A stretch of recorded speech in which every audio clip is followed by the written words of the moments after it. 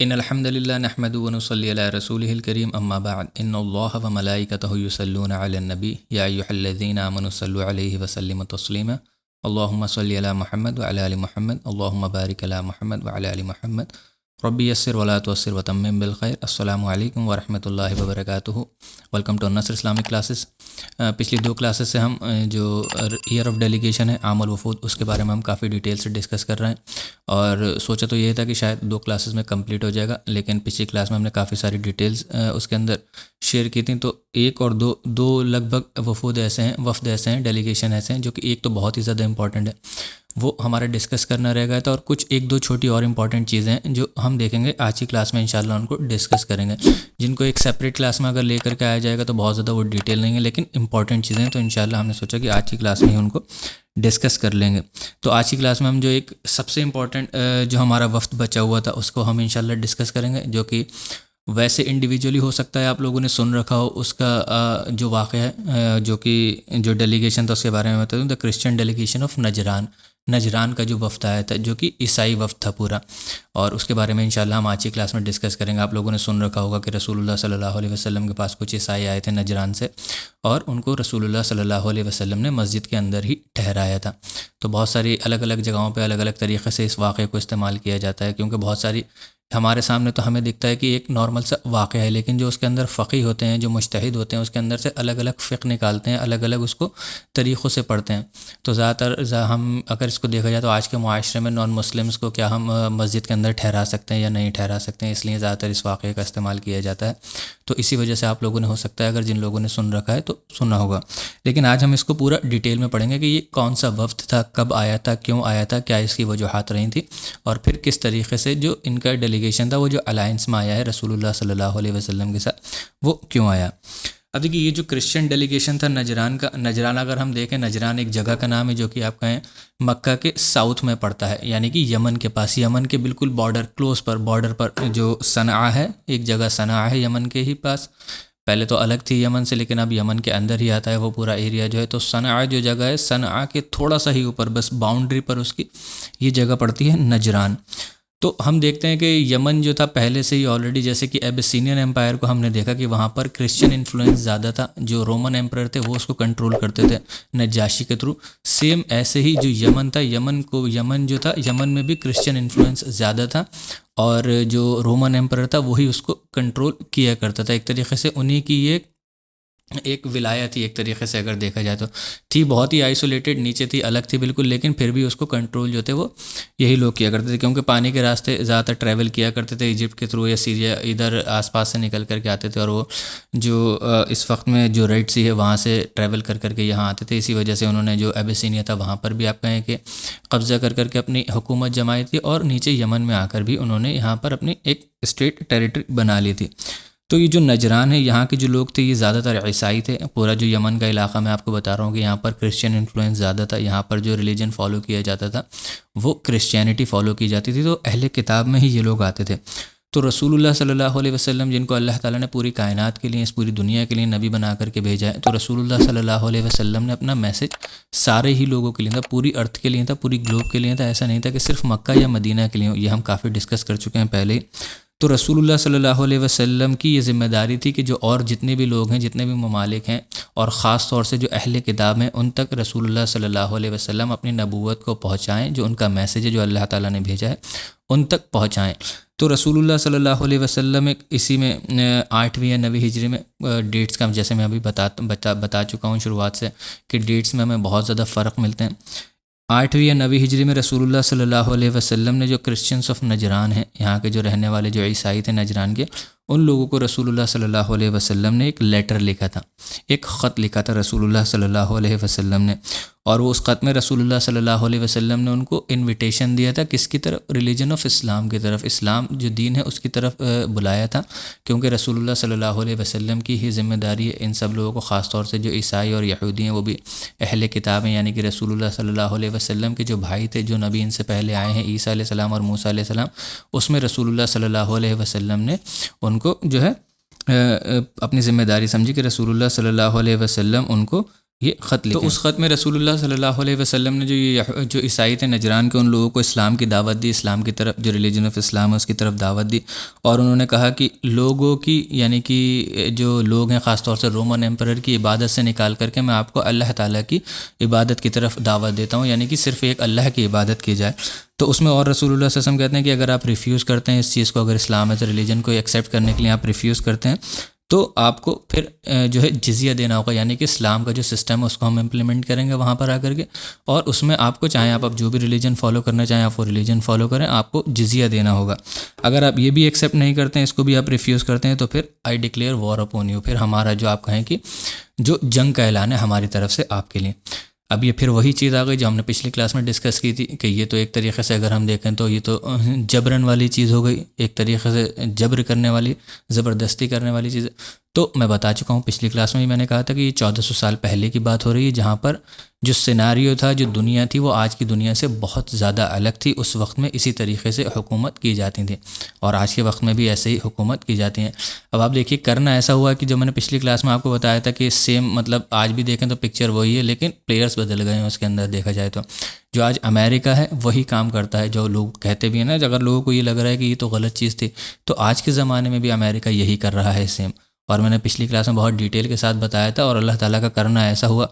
کہ اس کلاس کے بعد ہی 2 دن بعد ہی ٹرمپ کا جو ابھی نیا آپ کہیں ڈونلڈ ٹرمپ جو ہے وہ نیا پریسیڈنٹ بنا ہے امریکہ کا، یو ایس اے کا۔ تو اس نے آتے ہی کیا اعلان کیا ہے، اس نے کہا ہے کہ غزہ میں کوئی بھی جو غزنس ہیں وہ واپس نہیں آئیں گے، جتنے بھی غزہ کے رہنے والے لوگ ہیں، فلسطین کے رہنے والے لوگ ہیں، وہ واپس نہیں آئیں گے۔ اور کوئی کیوں آنا چاہے گا ایسی جگہ پہ جو پہلے سے ہی قبرستان بنا ہوا ہے؟ اور ایجپٹ کے جو لوگ ہیں، جارڈن کے لوگ ہیں، سیریا کے لوگ ہیں، یا ٹرکی ہیں، یہ لوگ ان کے جو آپ کہیں کہ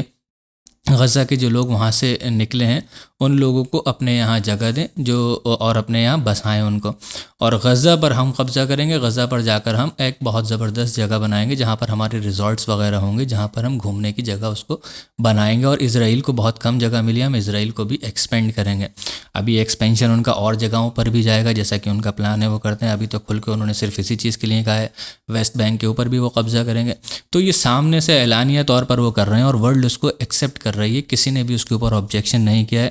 ہاں، کچھ عرب ممالک ایسے ہیں جنہوں نے آبجیکشن کیا ہے، جس میں سعودی عرب نے سب سے بڑھ چڑھ کر آبجیکشن کیا ہے۔ اب وہ آبجیکشن جو اس کے اوپر بھی اگر ہم دیکھیں تو بہت بڑی پالیٹکس ہے اس کے اندر، اس لیے انہوں نے آبجیکشن نہیں کیا ہے کہ نہیں وہ بڑا فکر کرتے ہیں غزہ کے لوگوں کی یا فلسطین کے لوگوں کی، یہ ڈسپلیس ہو گئے تو کہاں جائیں گے ڈسپلیس ہو کر کے۔ انہوں نے صرف اس وجہ سے آبجیکشن کیا ہے کہ وہ ٹرمپ نے یہ کہا ہے کہ جو فلسطین کی جو اسٹیٹ ہے، جو پیلسٹینین ایک اسٹیٹ ہے، اس کو ہم سعودی عرب میں بسائیں گے، یا سعودی عرب جو ہے اتنی جگہ دیں، کافی ساری جگہ ہے ان کے پاس، خالی جگہ پڑی ہوئی ہے، وہاں پر لا کر کے فلسطینیوں کو بسائیں، اور وہاں پر ایک پیلسٹینین سیپریٹ اسٹیٹ بنائیں، جو ان کی ہمیشہ سے ہی مانگ ہے۔ تو اس ڈر کی وجہ سے کہیں وہاں کے سارے لوگ ہماری طرف نہیں آ جائیں، اور یہاں پر ہماری جو اتنا بڑا ایریا ہمیں ملا ہوا ہے اس کا ایک خطہ کہیں ڈیوائیڈ ہو کر کے نہیں چلا جائے، اور ایک پیلسٹینین اسٹیٹ نہیں بن جائے، یا بہت سارے مائیگرینٹس ہمارے پاس نہیں آ جائیں، ان کا خرچہ ان کو دیکھنا، یہ ساری چیزیں، یا پھر ہمارے لیے تھریٹس بہت ساری چیزیں وہ بن جائیں، یا ہمارے آپ کہیں کہ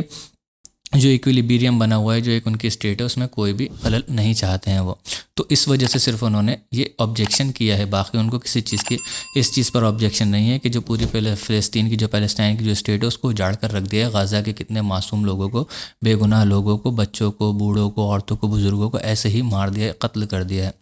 تو خیر وہ چیز ایک آپ کہیں کہ کرنا ہوگا، تو یہ اسی چیز کا ایک طریقے سے بتانا، ہم کیا چیز ڈسکس کر رہے تھے، خیر وہاں بات نکل گئی۔ تو وہ رسول اللہ صلی اللہ علیہ وسلم ایک لیٹر لکھ کر کے بھیجتے ہیں، اور وہاں پر ان کو یہ 3 چوائسز رسول اللہ صلی اللہ علیہ وسلم دیتے ہیں۔ اب جب یہ لیٹر جو ہے وہاں پہنچتا ہے نجران، تو وہاں کے جو بشپس تھے، جو ان کے آپ کہیں کہ بڑے بڑے پادری تھے، وہ لوگ تو بہت زیادہ پریشان سے ہو جاتے ہیں۔ وہ اپنے جتنے ان کے آپ کہیں کہ لوگ تھے، جو امپورٹنٹ لوگ ہوتے ہیں، جیسے کہ آج کے زمانے میں MLAs, MPs ہوتے ہیں، یہ جو قانون بناتے ہیں، اس وقت میں جو امپورٹنٹ لوگ تھے ان لوگوں نے ان کو بلایا، اور بلا کر کے اس چیز کو ڈسکس کرتے ہیں۔ وہ کہتے ہیں کہ ایسے ایسے محمد نے ایک ایسے لیٹر بھیجا ہے، اور اس میں یہ چیز بات کہی گئی ہے، تو اب ہمیں کیا کرنا چاہیے۔ وہاں پر جیسے ہی ڈسکشن ہوتا ہے تو وہ لوگ سوچتے ہیں کہ دیکھیے ایسے تو ہم اسکیپ نہیں کر سکتے اس چیز سے، نہ تو ہم ڈائریکٹلی آل آؤٹ وار پر جا سکتے ہیں، نہ ہی ہم ان کا ریلیجن پورا ایکسیپٹ کر سکتے ہیں، کیونکہ ہم خود اپنے ایک ریلیجن پر ہیں۔ تو وہ کہتے ہیں، ڈیسائیڈ کرتے ہیں کہ ہمیں ایک ڈیلیگیشن بھیجنا چاہیے، اپنا ایک وفد بھیجنا چاہیے محمد کے پاس، یعنی کہ سعودی عرب مدینہ، ان کو ہمیں اپنا ایک ڈیلیگیشن بھیجنا چاہیے۔ اس ڈیلیگیشن میں الگ الگ روایتوں میں اگر آپ دیکھیں گے تو الگ الگ تعداد آتی ہے. کچھ روایتوں میں سیرتی کتابوں میں آتا ہے کہ 14 سے 15 یا 20 لوگ تھے اس کے اندر. اور ابن اسحاق اگر ہم پڑھیں تو ابن اسحاق میں جو دیا ہوا ہے تعداد اس کی وہ 50 سے 60 لوگوں کے بیچ ہوتی ہے کہ وہ جو وفد تھا 50 سے 60 لوگوں کا. تو رفلی ہم یہ کہہ سکتے ہیں 20 سے 50 لوگوں کا تو وفد یہ تھا ہی تھا، اس کے اندر ہی کوئی نمبر رہا ہوگا. اور اس میں جو یہ 50 سے 60 لوگ ہیں اس کے اندر بہت 3 ان کے امپورٹنٹ لیڈرز ہوتے ہیں اس کے اندر جو موجود ہوتے ہیں، جو رسول اللہ صلی اللہ علیہ وسلم کے پاس آتے ہیں یہ ساری چیزوں کو ڈسکس کرنے کے لیے. جب یہ ڈیلیگیشن مسجد نبوی میں آتا ہے تو وہاں پر آ کر کے جیسے ہی داخل ہوتا ہے، داخل ہونے کے بعد وہاں پر جو ہے نماز ادا کرتے ہیں جس طریقے سے بھی اپنی نماز ادا کرتے تھے، اور وہ بھی کس سائڈ، ایسٹ کی طرف فیس کر کے وہ جو ہے اپنی نماز پڑھتے ہیں. لیکن رسول اللہ صلی اللہ علیہ وسلم ان کو روکتے نہیں ہیں. صحابہ اکرام رسول اللہ سے پوچھتے بھی ہیں تو رسول اللہ ان کو کہتے ہیں کہ ان کو اپنی عبادت کرنے دو جو یہ عبادت کر رہے ہیں. تو یہی وہ چیزیں جو میں آپ کو شروعات میں بتا رہا تھا کہ الگ الگ پوائنٹ آف ویو سے جو ایک مجتہد ہوتا ہے وہ اس کو الگ الگ طریقے سے ایک واقعے کو دیکھتا ہے، ایک حدیث کو دیکھتا ہے، اور اس میں سے پھر الگ الگ چیزیں اس کے اندر سے الگ الگ فقہ جو ہے وہ ڈرائیو کرتا ہے. تو اسی سے بہت سارے علماء اکرام نے یہ ڈرائیو کیا ہے کہ نان مسلم جو ہیں اگر وہ مسجد میں آ کر کے رکتے ہیں تو ان کے ٹھہرنے کا انتظام کرایا جا سکتا ہے، اور اگر وہ اپنی عبادت بھی کرنا چاہتے ہیں مسجد کے اندر تو وہ عبادت کر سکتے ہیں. ہاں، بت پرستی اس کے اندر الاؤڈ نہیں ہے. تو یہ اس کے علاوہ پھر وہ جو لوگ تھے جو آئے ہوئے تھے، جو پورا وفد آیا ہوا تھا، وہ رسول اللہ صلی اللہ علیہ وسلم کی طرف جاتے ہیں رسول اللہ سے ملنے کے لیے، بات کرنے کے لیے. لیکن رسول اللہ صلی اللہ علیہ وسلم اس وقت ان کی طرف سے اپنا چہرہ پھیر لیتے ہیں، دوسری سائڈ کر لیتے ہیں، اور رسول اللہ صلی اللہ علیہ وسلم ان سے بات نہیں کرتے ہیں. پھر صحابہ اکرام ان کو بتاتے ہیں کہ رسول اللہ صلی اللہ علیہ وسلم کو جو ان کا اٹائر ہے، جو وہ پہناوا پہنے ہوئے ہیں، وہ رسول اللہ صلی اللہ علیہ وسلم کو پسند نہیں ہے. تو وہ کیا تھا، وہ پہناوا جو تھا وہ سلک کے کپڑے پہنے ہوئے تھے، یعنی کہ ریشم کے کپڑے پہنے ہوئے تھے پورے اوپر سے لے کر نیچے تک، اور گولڈ کی انگوٹھیاں، جو سونے کی انگوٹھیاں ان کے ہاتھوں میں لدی ہوئی تھیں، پہنے ہوئے تھے خوب زیادہ. یہ دونوں ہی چیزیں اسلام میں حرام ہے مردوں کے اوپر پہننا. تو رسول اللہ صلی اللہ علیہ وسلم کیونکہ ایک نبی ہیں، رسول اللہ صلی اللہ علیہ وسلم کا آپ کہیں کہ ایک معیار الگ ہے، تو رسول اللہ صلی اللہ علیہ وسلم ان سے بات کرنا اس وقت ٹھیک نہیں سمجھتے ہیں. تو صحابہ اکرام ان کو بھیج دیتے ہیں، وہ کہتے ہیں کہ آپ کل صبح آئیے گا. رات ہو چکی ہوتی ہے رسول اللہ صلی اللہ علیہ وسلم، اور ان کو وہ صحابہ اکرام جو ہیں وہ کہتے ہیں کہ آپ کل صبح آئیے گا، کل صبح آ کر کے بات ہوگی، اور آپ کا جو اٹائر ہے وہ چینج کر لیجئے گا، جو آپ یہ سلک کے کپڑے پہنے ہوئے ہیں اور جو سونے کی انگوٹھیاں آپ کے ہیں. جب اگلی صبح وہ رسول اللہ صلی اللہ علیہ وسلم کے پاس آتے ہیں تو رسول اللہ صلی اللہ علیہ وسلم، جیسے کہ لیٹر میں رسول اللہ نے ان کو اسلام کی دعوت پیش کی تھی، ویسے ہی رسول اللہ صلی اللہ علیہ وسلم ان کو سامنے فیس ٹو فیس اسلام کی دعوت پیش کرتے ہیں. اور رسول اللہ صلی اللہ علیہ وسلم ان سے کہتے ہیں کہ تم اسلام قبول کر لو اور مسلمان ہو جاؤ، اور لوگوں کی، بندوں کی عبادت کو چھوڑ کر کے صرف ایک اللہ کی عبادت کرو اور اسلام قبول کر لو. تو یہ جو وفد آیا ہوا تھا پورا، وہ رسول اللہ صلی اللہ علیہ وسلم سے جواب میں کہتے ہیں کہ we are Muslims before you, ہم آپ سے پہلے ہی مسلمان ہیں، یعنی کہ اصل دین پر ہم ہی ہیں آپ سے پہلے. آپ تو اب اللہ کی طرف سے ایک میسیج لے کر کے آئے، ہم تو بہت پہلے سے ہی ہمارے پاس اللہ کا میسیج آ چکا ہے، ہم آپ سے پہلے ہی مسلم ہیں. رسول اللہ صلی اللہ علیہ وسلم کہتے ہیں کہ نہیں، آپ ابھی مکمل مسلمان نہیں ہیں. آپ کے اور اسلام کے بیچ میں 3 چیزیں کھڑی ہوئی ہیں جو آپ کو مسلم کہنے سے روک رہی ہیں، جو آپ کو مسلمان ہونے سے روک رہی ہیں. اور وہ 3 چیزیں رسول اللہ صلی اللہ علیہ وسلم کیا بتاتے ہیں کہ آپ جو ہیں ایک صلیب پہنتے ہیں اپنے گلے کے اندر، کراس پہنتے ہیں، جو کہ کرسچنس نارملی پہنتے ہیں، آج کے زمانے میں بھی پہنتے ہیں، اتنا چلن نہیں رہا ہے، کم ہو گیا ہے، لیکن پھر بھی پہنتے ہیں. لیکن اس زمانے میں تو بہت ہی زیادہ پہنا جایا کرتا تھا، اور خاص طور سے بشپس وغیرہ ہوا کرتے تھے، یا ایمبیسیڈرس وغیرہ ہوا کرتے تھے، ڈیلیگیٹس وغیرہ ہوا کرتے تھے، وہ تو اپنی پہچان کو پہنا ہی کرتے تھے. تو وہ رسول اللہ صلی اللہ علیہ وسلم کہتے ہیں کہ ایک آپ صلیب پہنتے ہیں، کراس پہنتے ہیں، دوسرا you eat the flesh of swine, آپ جو ہیں سور کا گوشت کھاتے ہیں جو کہ اسلام میں حرام ہے بالکل، اور تیسری چیز رسول اللہ صلی اللہ علیہ وسلم کہتے ہیں کہ آپ کا یہ کلیم ہے، آپ یہ کہتے ہیں کہ اللہ تعالیٰ کا بیٹا ہے، اللہ تعالیٰ نے بیٹا جنا ہے، یعنی عیسیٰ علیہ السلام کو جو آپ خدا کا بیٹا مانتے ہیں، اللہ کا بیٹا مانتے ہیں.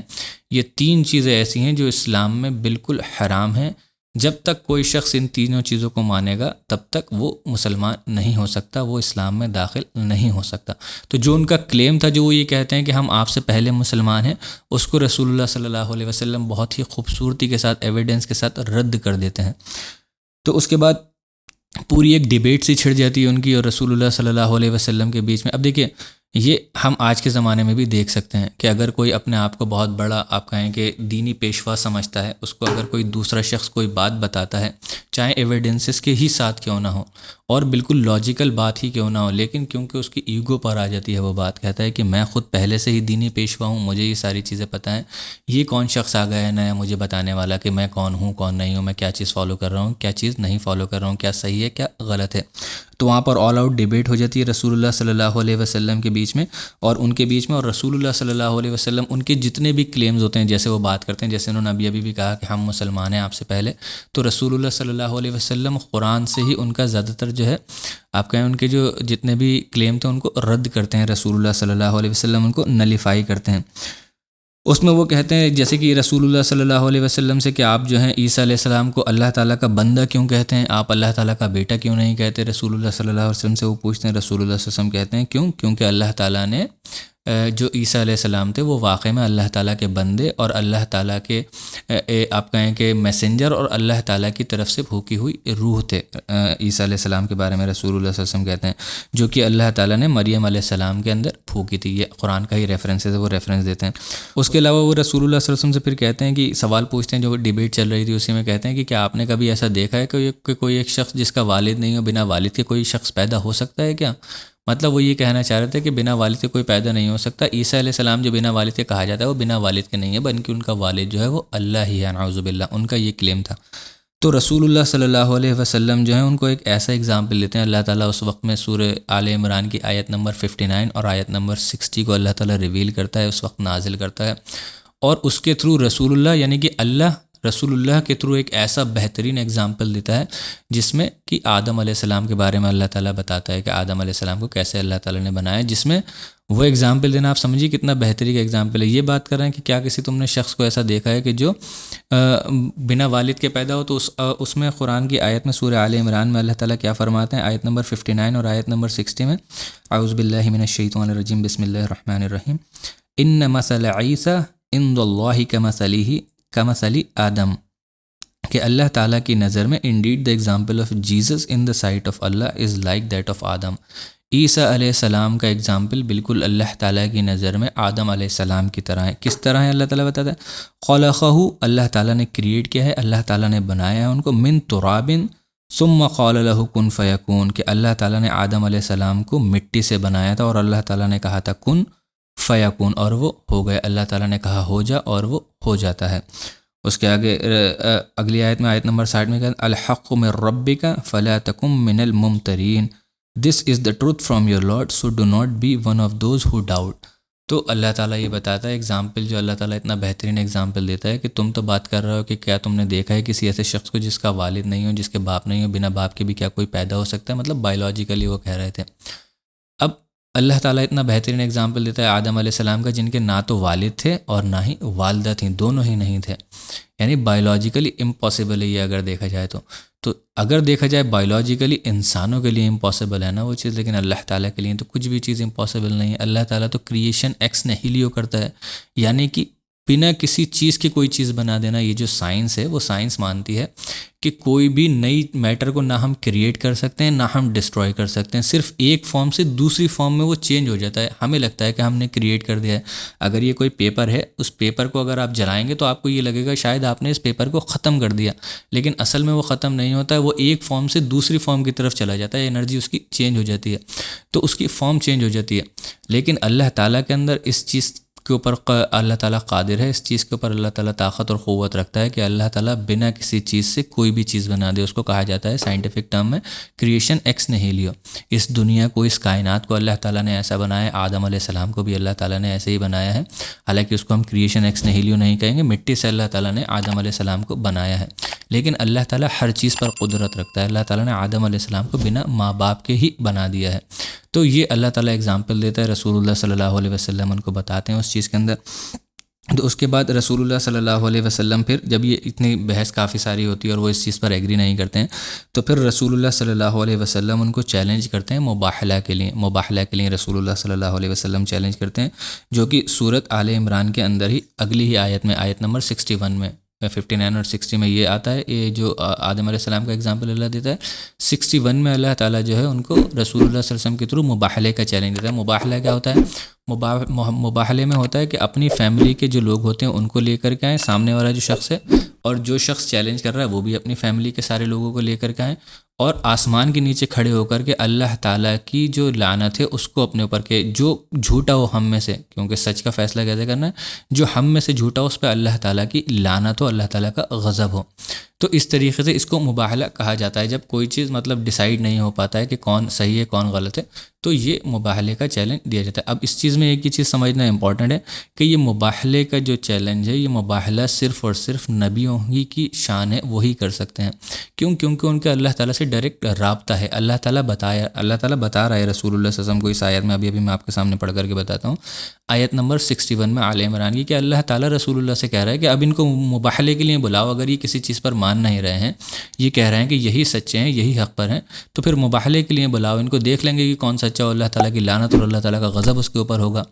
تو صرف کیونکہ اللہ تعالیٰ نے بتا دیا تو اس لیے رسول اللہ صلی اللہ علیہ وسلم نے مباحلے کا چیلنج کیا ہے۔ ہم اپنے معاشرے میں دیکھتے ہیں کہ یہ بڑی بدترین پریکٹس عام لوگوں کے اندر، علماء اکرام کے اندر یہ چیز آ چکی ہے کہ وہ ایک دوسرے کو مباحلے کے لیے چیلنج کرتے ہوتے ہیں، حالانکہ اللہ تعالیٰ نے کہیں پر بھی نہیں کہا ہے، کسی بھی عالم سے کوئی نہیں یہ کلیم کر سکتا کہ اللہ تعالیٰ نے مجھ سے یہ کہا ہے کہ ہاں مباحلے کے لیے بلاؤ، ان کو پتہ بھی نہیں کہ اللہ تعالیٰ کا غضب اس کے اوپر ہوگا بھی یا نہیں ہوگا۔ تو کیونکہ اللہ تعالیٰ نے یہ کیا تھا، اور رسول اللہ صلی اللہ علیہ وسلم جو میں آپ کو بتا رہا ہوں آیت نمبر 61 میں اللہ تعالیٰ فرماتا ہے سورہ آل عمران کی، فمن حاجک فیہ من بعد ما جاءک من العلم now whoever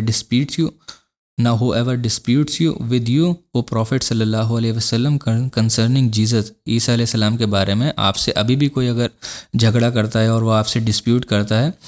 من العلم آفٹر فل نالج، جبکہ ان کے پاس علم ہے، وہ جانتے ہیں ہر چیز کو، اور رسول اللہ صلی اللہ علیہ وسلم نے بھی بتا دیا، قرآن کے تھرو بتا دیا، وحی کے تھرو بتا دیا، علم آ جانے کے بعد بھی اگر وہ آپ سے ڈسپیوٹ کرتے ہیں، بحث کرتے ہیں، جھگڑتے ہیں آپ سے، فقل تعالوا ندعو ابناءنا، تو رسول اللہ صلی اللہ علیہ وسلم سے اللہ تعالیٰ کہہ رہا ہے فقل، ان سے کہہ دیجئے، تعالوا ندعو، لے کر کے آؤ اپنے، ابناءنا و ابناءکم، کہ میں اپنے اپنے اولادوں کو لے کر کے آتا ہوں، تم اپنی اولادوں کو لے کر کے آؤ، ونساءنا ونساءکم، میں اپنی عورتوں کو لے کر کے آتا ہوں، تم اپنی عورتوں کو لے کر کے آؤ، یعنی بیویوں کو لے کر کے آؤ، وانفسنا وانفسکم، کہ میں اپنی جان کو بھی لے کر کے آتا ہوں اور تم اپنی جان کو لے کر کے آؤ، ثم نبتہل فنجعل لعنت اللہ علی الکاذبین، اور پھر ہم اللہ سے جو ہے، اللہ کی جو آپ کہیں کہ ایک طریقے سے then let us sincerely invoke Allah's curse upon the liars، کہ جھوٹوں پر اللہ کی لعنت ہو۔ ہم یہ دعا کرتے ہیں اس آسمان کے نیچے کھڑے ہو کر کے، اللہ کی لعنت اور اللہ کا غضب جو ہوگا اس کے اوپر نازل ہو جائے گا۔ تو جب یہ رسول اللہ صلی اللہ علیہ وسلم کو اللہ تعالیٰ کرنے کے لیے کہتا ہے، تو جب رسول اللہ صلی اللہ علیہ وسلم ان کے سامنے جو کرسچنس تھے، نجران کے جو وفد آیا تھا پورا، ان کے سامنے جب یہ آیت پڑھتے ہیں، اب یہ لوگ کیونکہ اللہ تعالیٰ قرآن میں پہلے ہی بتا چکا ہے کہ یہ رسول اللہ صلی اللہ علیہ وسلم کو ایسا جانتے ہیں جیسے کہ ایک ماں اپنی اولادوں کو جانتی ہے، اس سے اچھے اس طریقے سے یہ پہچانتے ہیں رسول اللہ صلی اللہ علیہ وسلم کو کہ یہ اللہ کے نبی ہیں، لیکن پھر بھی ان کی ایگو جو تھی وہ ان کو ایکسیپٹ کرنے نہیں دے رہی تھی اس دین کو، تو وہ سمجھ جاتے ہیں کہ یہ اللہ کے سچے نبی ہیں۔ انہوں نے کہیں آ کر کے اگر اپنی جو اب یہ اگر ایسے مباحلہ ہو گیا اور ہمارے اوپر اللہ کی لعنت انہوں نے انووک کر دی تو ہمارا کوئی ٹھکانہ نہیں ہوگا، ہم مطلب ہلاک ہو جائیں گے، ختم ہو جائیں گے۔ رسول اللہ صلی اللہ علیہ وسلم ان کو اپنے ساتھ حضرت علی رضی اللہ تعالیٰ عنہ کو، حضرت حسن، حضرت حسین، حضرت فاطمہ رضی اللہ تعالیٰ عنہ کو لے کر کے آتے ہیں، اور رسول اللہ صلی اللہ علیہ وسلم کہتے ہیں کہ یا اللہ یہ میرے گھر والے ہیں، یہ میرے اہل بیت ہیں، جو اپنے گھر والوں کو جو ابھی اس آیت میں ہم نے پڑھا ہے لے کر کے آنے کو کہتے ہیں، تو رسول اللہ صلی اللہ علیہ وسلم ان لوگوں کو لے کر کے آتے ہیں، لیکن جو نجران کے جو عیسائی تھے وہ لوگ بھاگ کھڑے ہوتے ہیں، وہ لوگ نہیں آتے ہیں مباحلے کے لیے، مطلب بھاگ کھڑے ہوتے ہیں مطلب اس جگہ پر نہیں آتے ہیں اس وقت مباحلے کے لیے جو رسول اللہ صلی اللہ علیہ وسلم نے ان کو چیلنج کیا تھا۔ اب اس سے ایک چیز اور نکالتے ہیں، جو یہ رسول اللہ صلی اللہ علیہ وسلم حضرت علی رضی اللہ تعالیٰ عنہ کو لے کے آتے ہیں، حضرت حسن، حضرت حسین، حضرت فاطمہ اور رسول اللہ خود، 5 لوگ ہوتے ہیں اس کے اندر۔ تو اسی وجہ سے آپ نے ایک ٹرم سنا ہوگا بہت زیادہ آپ کے معاشرے کے اندر یوز کی جاتی ہے، پنجتن پاک۔ پنجتن پاک جو ہے وہ یہیں سے نکالی جاتی ہے کہ 5 لوگ جو مطلب سب سے پاکیزہ ہیں، رسول اللہ صلی اللہ علیہ وسلم، حضرت علی، حضرت فاطمہ، حضرت حسن اور حضرت حسین، اور اس میں رسول اللہ صلی اللہ علیہ وسلم یہ بھی کہتے ہیں کہ یا اللہ یہ میرے اہل بیت ہیں۔ تو اس سے جو ہمارے اہل تشیع ہیں، جو شیعہ حضرات ہیں، وہ اس سے ایک غلط چیز کی طرف چلے جاتے ہیں، اجتہاد کر لیتے ہیں کہ یہی 5 صرف اہل بیت ہیں رسول اللہ صلی اللہ علیہ وسلم کے، اور پھر وہ رسول اللہ کی جو ازواج ہیں، جو بیویاں ہیں، ان کو اہل البیت میں کاؤنٹ نہیں کرتے ہیں۔ تو یہ آپ کہیں کہ ان کی طرف سے ایک سمجھنے میں غلطی ہے، فقی تو اس کو نہیں کہا جائے گا، لیکن ان کی طرف سے فقی بھی کہہ سکتے ہیں ہم، فقہ بھی ہے اس کے اندر، تو وہ اس کو سمجھنے میں ان کی کمی ہے۔ کیونکہ دیکھیے اگر ہم صرف یہی مان لیں کہ یہی 5 ہیں رسول اللہ صلی اللہ علیہ وسلم کی یعنی اہل البیت میں صرف یہی شامل ہوں گے رسول اللہ صلی اللہ علیہ وسلم کے، اور ان کی بیویاں شامل نہیں ہوں گی، تو اس سے پھر ان کا اپنا جو کانسیپٹ ہے وہ بھی خراب ہوتا ہے۔ پھر وہ رسول اللہ صلی اللہ علیہ وسلم کے جو چچا ہیں حضرت عباس، ان کو بھی اہل البیت میں شامل کرتے ہوں، لیکن یہاں پر تو رسول اللہ صلی اللہ علیہ وسلم حضرت عباس رضی اللہ تعالیٰ عنہ کو لے کر کے نہیں آئے، حضرت جعفر رضی اللہ تعالیٰ عنہ کو، ان کے گھر والوں کو بھی وہ اہل البیت میں شامل کرتے ہیں جو اہل تشیع ہیں، یہاں پر تو لے کر کے نہیں آئے ہیں۔ یہاں پر جو رسول اللہ صلی اللہ علیہ وسلم ان کو لے کر کے آئے ہیں، تو رسول اللہ صلی اللہ علیہ وسلم ویسے ہی جنرلی ان جنرل ٹرمز کہتے ہیں کہ یہ میرے گھر والے ہیں یا اللہ تعالیٰ، میں اپنے گھر والوں کو لے کر کے آ گیا ہوں، اہل بیت اس ٹرم میں کہتے ہیں۔ اب اگر دیکھا جائے ایک بڑا سیٹ ہے، اس بڑے سیٹ میں سے ایک چھوٹا سب سیٹ نکالا جائے تو اس کو یہ تو کہا جائے گا کہ یہ بڑے سیٹ کا حصہ ہے، اسی سیٹ کا نام دیا جاتا ہے۔ اگر آپ نے میتھس کے ٹرم میں آپ کو سمجھا رہا ہوں، اگر دیکھا جاتا تو یہ جو رسول اللہ کی بڑی فیملی تھی، اہل بیت تھے رسول اللہ صلی اللہ علیہ وسلم، اس میں سے کچھ لوگوں کو رسول اللہ صلی اللہ علیہ وسلم لے کر کے آئے ہیں، تو رسول اللہ صلی اللہ علیہ وسلم کی فیملی تو ہے ہی وہ، اسی لیے رسول اللہ صلی اللہ علیہ وسلم نے کہا ہے کہ یہ میرے اہل بیت ہیں۔ اس سے زیادہ بھی اگر فیملی ہوتی تو اس کو بھی رسول اللہ صلی اللہ علیہ وسلم اہل بیت کہتے ہیں۔ تو یہ اگر دیکھا جائے تو تھوڑی سی سمجھنے میں ان کی فرق ہے، یا پھر ہم کہہ سکتے ہیں جو ایک پوائنٹ ہے ان کے ذہن میں کہ حضرت عائشہ رضی اللہ تعالیٰ عنہ سے، ویسے تو سارے شیعہ تو حضرت عائشہ رضی اللہ تعالیٰ عنہ سے نعوذ باللہ نفرت نہیں کرتے ہیں، لیکن کچھ شیعہ ہیں جن اپنے دل میں بغض رکھتے ہیں نعوذ باللہ حضرت عائشہ رضی اللہ تعالیٰ عنہ کا، ام عائشہ رضی اللہ تعالیٰ عنہ کا۔ تو اس بغض میں بہت سارے کہتے ہیں کہ یہ جو انہوں نے کانسیپٹ جو ہے یہ ٹرم ہے، اس کو کوائن کیا ہے، باہر لے کر کے آئے ہیں اس چیز کو۔ تو اس میں کوئی بھی مطلب ایسی سچائی نہیں ہے کہ صرف یہی 5 لوگ جو ہیں وہ رسول اللہ صلی اللہ علیہ وسلم کے اہل بیت میں شامل ہوتے ہیں، اس کے علاوہ کوئی نہیں۔ جو اہل سنت کا جو پوائنٹ آف ویو، ان کا جو ماننا ہے وہ بالکل آپ کہیں کہ ایویڈنسز سے بھی اگر دیکھا جائے، قرآن کی آیتوں سے بھی اگر دیکھا جائے، ویسے بھی اگر لاجیکلی ریشنلی دیکھا جائے تو ان کا اسٹانس ہی زیادہ صحیح ہے کہ یہ 5 بھی یہ چاروں مطلب رسول اللہ تو ہیں ہی، اور یہ چاروں جو ہیں یہ بھی اہل البیت میں شامل ہیں۔ رسول اللہ صلی اللہ علیہ وسلم کی جو ازواج ہیں، جو بیویاں ہیں، وہ بھی اہل البیت میں شامل ہیں، اور جو رسول اللہ صلی اللہ علیہ وسلم کے چچا ہیں، جو لوگ ایمان لے کر کے آئے اور ایمان پر ہی ان کا خاتمہ ہوا ہے، وہ لوگ بھی اہل البیت میں ہی آتے ہیں۔ یہ ساری چیزیں سب کے اوپر اپلائی کرتی ہیں، رسول اللہ صلی اللہ علیہ وسلم کی بیویوں کے اوپر بھی، اور رسول اللہ صلی اللہ علیہ وسلم کے چچا یا ان کی جو اولاد ہیں ان کے اوپر بھی یہ امپلائی ہوتا ہے کہ جو لوگ ایمان لے کر کے آئے اور پھر ان کا ایمان پر ہی انتقال ہوا، وہ لوگ سارے اہل البیت میں ہی شامل ہوں گے۔ تو خیر، پھر یہ جب مباہلے کے لیے نہیں آتے ہیں، پھر بعد میں ہی آتے ہیں رسول اللہ صلی اللہ علیہ وسلم کے پاس، کہتے ہیں کہ ہم معاہدہ کرنا چاہتے ہیں آپ سے رسول اللہ صلی اللہ علیہ وسلم سے، تو رسول اللہ کہتے ہیں کہ ٹھیک ہے، ہم معاہدہ کرنے کے لیے تیار ہیں، ہمیں معاہدے سے کوئی پرابلم نہیں ہے۔ اس معاہدے میں کیا ہوتا ہے، وہی ہے جو میں نے بتایا کہ اگر یہ اسلام اپنے آپ سے ایکسیپٹ نہیں کرنا چاہتے ہیں ولنگلی، تو کوئی اس کے اندر پریشانی نہیں ہے، جو اپنا ریلیجن فالو کر رہے ہیں کرسچینٹی، وہی فالو کرتے رہیں گے، لیکن ان کے یہاں جو ہے Islam is a system, Islam is a دین امپلیمنٹ کیا جائے گا۔ وہاں کے جو معاملات ہیں جو اب تک رومن ایمپرر کے تھرو، جو رومن ایمپائر تھی اس کے ذریعے جو مینیج کیے جا رہے تھے، اب وہ ختم کیے جائیں گے، اور اسلام کو وہاں پر امپلیمنٹ کیا جائے گا۔ وہاں کے جو قوانین ہوں گے وہ اسلام کے تحت ہی بنائے جائیں گے، اور وہاں پر ان کو امپلیمنٹ کیا جائے گا۔ تو اس کے لیے ٹریٹی میں آتے ہیں، تو رسول اللہ صلی اللہ علیہ وسلم کے ساتھ ایک ٹریٹی کرتے ہیں، پیس ٹریٹی جس کو کہتے ہیں۔ اس میں رسول اللہ صلی اللہ علیہ وسلم کو 2000 لگ بھگ روایتوں میں آتا ہے 2000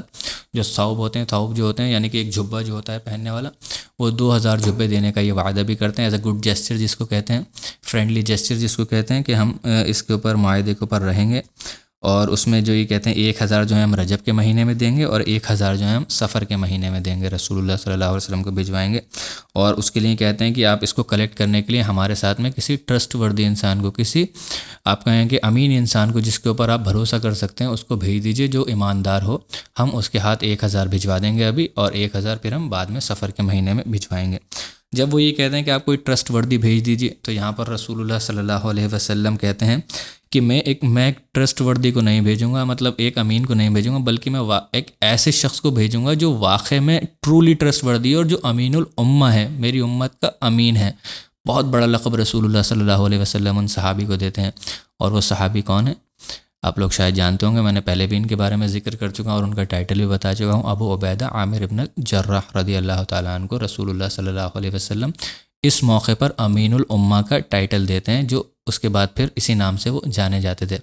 ابو عبیدہ عامر ابن الجراح، حضرت عمر رضی اللہ تعالیٰ عنہ بھی ان کو کئی جگہ پر گورنر بنا کر کے بھیجتے ہیں، اور اسی لیے بھیجتے ہیں کہ رسول اللہ صلی اللہ علیہ وسلم نے ان کو امین الامہ کہا ہے، اسی لیے حضرت عمر رضی اللہ تعالیٰ عنہ کے اوپر بہت ٹرسٹ کرتے تھے، بہت ساری جگہوں پر گورنر بنا کر کے بھیجتے ہیں رسول اللہ صلی اللہ علیہ وسلم، اور کئی بڑے بڑے صحابیوں سے پریفرنس دیتے ہیں ان کو، کیونکہ رسول اللہ صلی اللہ علیہ وسلم نے ان کی ایمانداری کی، آپ ایک طریقے سے کہیں کہ گارنٹی لی ہے کہ یہ امین الامہ ہے۔ اب دیکھیں، یہ تو ابھی تک ہم نے وہ ڈیلیگیشنز کے بارے میں پڑھا جو رسول اللہ صلی اللہ علیہ وسلم کے پاس ڈیلیگیشنز آ رہے تھے۔ اب اس وقت میں 9ویں ہجری میں رسول اللہ صلی اللہ علیہ وسلم نے بھی بہت سارے ڈیلیگیشنز جو بھیجے ہیں اپنے، کافی سارے ملٹری ڈیلیگیشنز بھی ہوا کرتے تھے، اور کافی سارے ایسے ہی ڈیلیگیشنز بھیجا کرتے تھے الگ الگ جگہوں پر، جس میں رسول اللہ صلی اللہ علیہ وسلم بہت سارے حافظ قرآن کو، جو عالم ہوا کرتے تھے، ان لوگوں کو رسول اللہ صلی اللہ علیہ وسلم بھیجا کرتے تھے الگ الگ جگہوں پر، الگ الگ ٹرائبس پر، جن لوگوں نے اسلام قبول کر لیا تھا، تاکہ وہ ان لوگوں کے بیچ میں جائیں اور ان کو اسلام کے بارے میں جو صحیح علم ہے وہ ان لوگوں تک پہنچائیں،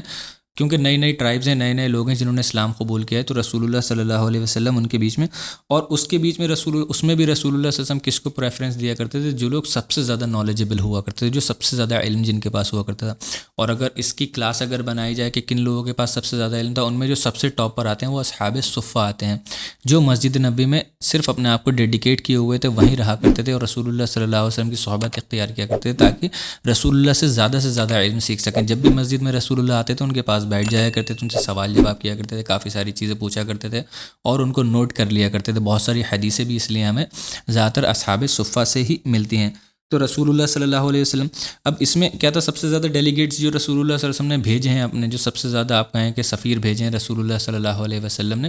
وہ بھیجے ہیں یمن کی سائڈ۔ اب کیونکہ اگر ہم دیکھیں پولیٹیکلی بھی اگر ہم دیکھیں تو رسول اللہ صلی اللہ علیہ وسلم نے جو جتنا بھی ناردرن ایریا ہے، آپ کہیں کہ مکہ مدینہ سے اوپر کی سائڈ کا جتنا بھی ایریا ہے، اس سب کو تو زیادہ تر رسول اللہ صلی اللہ علیہ وسلم نے کنٹرول کر لیا تھا بہت اچھے سے۔ خیبر تک رسول اللہ صلی اللہ علیہ وسلم، تبوک تک رسول اللہ پہنچ گئے تھے، وہاں تک رسول اللہ صلی اللہ علیہ وسلم کی دھاک بیٹھ گئی تھی، لیکن نیچے کا جو ایریا تھا، یمن کا جو علاقہ تھا، ابھی بھی کیونکہ اس کو رومن ایمپرر کنٹرول کیا کرتے تھے، تو وہاں سے آپ کہیں کہ اسٹیٹ کو ایک تھریٹ تھا، ایک خطرہ تھا، تو رسول اللہ صلی اللہ علیہ وسلم اس چیز کو بھی نیوٹرلائز کرنا چاہتے تھے، اس کو بھی رسول اللہ صلی اللہ علیہ وسلم اپنی اسٹیٹ میں شامل کرنا چاہتے تھے، تاکہ ایک پوری سالیڈیٹڈ ایک اسٹیٹ ہو، نیچے سے لے کے اوپر تک، اور اس کے اندر کوئی خطرہ، کوئی تفرقہ، یہ ساری چیزیں اس کے اندر نہیں ہوں۔ اس میں رسول اللہ صلی اللہ علیہ وسلم جہاں جہاں پر پریچرز کی ضرورت ہوا کرتی تھی، پریچرز کو رسول اللہ صلی اللہ علیہ وسلم بھیجا کرتے تھے، جہاں جہاں پر واریئرز کی ضرورت ہوا کرتی تھی، جنگجو صحابہ کی، تو وہاں پر رسول اللہ صلی اللہ علیہ وسلم ان کو بھیجا کرتے تھے، اور کچھ جگہوں پر رسول اللہ صلی اللہ علیہ وسلم نے ان کا کمبینیشن بھی بھیجا ہے، کہ جہاں پر پڑھانے کی ضرورت پڑے، علم پھیلانے کی ضرورت پڑے، وہ علم پھیلائیں، اور اگر جنگ کی ضرورت پڑے تو پھر وہ ایسے صحابہ کو بھیجا کرتے تھے رسول وسلم، جو عالم ہونے کے ساتھ ساتھ جنگجو بھی ہوا کرتے تھے، جنگ میں خوب بڑھ چڑھ کر حصہ لیا کرتے تھے، اور ان چیزوں کے اندر بھی ماہر ہوا کرتے تھے، تاکہ اگر وہاں پر ضرورت پڑ جائے تو وہ لوگ وہ رول بھی ادا کر سکیں۔ جس میں سے سب سے مشہور جو واقعہ ہے وہ حضرت خالد بن ولید رضی اللہ تعالیٰ عنہ کو بھیجنے کا ہے۔ حضرت خالد بن ولید کو بنو حارث کی طرف رسول اللہ صلی اللہ علیہ وسلم بھیجتے ہیں۔ بنو حارث بن کعب جو کہ نجران کا ہی ایک قبیلہ ہے، نجران بڑی جگہ تھی، وہاں پر ایک قبیلہ تو ہم نے دیکھ لیا، کرسچن ڈیلیگیشن آیا تھا، ایک اور بنو حارث بن کعب کی طرف رسول اللہ صلی اللہ علیہ وسلم ان کو بھیجتے ہیں، اور رسول اللہ صلی اللہ علیہ وسلم سے کہتے ہیں کہ اگر وہ اسلام کے بارے میں دعوت دیتے ہیں، وہ اسلام قبول کرنے سے منع کر دیتے ہیں، رسول اللہ صلی اللہ علیہ وسلم حضرت خالد بن ولید کو بھیجتے ہیں، اور حضرت خالد بن ولید کو جب بھیجتے ہیں تو حضرت خالد بن ولید کا اگر آپ کہیں تو پہلے ریورس رول ہے، پہلے وہ واریئر ہیں ایک بہت بڑے، اور جب اگر وہ اس جگہ کے اوپر فتح پالیں تو ان کو اسلام بھی سکھائیں ساتھ میں حضرت خالد بن ولید۔ تو حضرت خالد بن ولید کو رسول اللہ صلی اللہ علیہ وسلم نے اسی لیے بھیجا تھا، اور ان کو کلیئر آرڈر دیتے ہیں کہ 3 دن تک ان کو اسلام کی طرف بلانا، اسلام کی دعوت دینا، اگر وہ اسلام قبول نہیں کریں تو پھر جنگ کرنا، اور جنگ کرنے کے بعد ان لوگوں کے بیچ میں اگر جیسے تم ان کے اوپر قبضہ پالو تو تم ان کو پھر اسلام کی طرف ہی دعوت دینا، اسلام کے بارے میں بتانا زیادہ سے زیادہ۔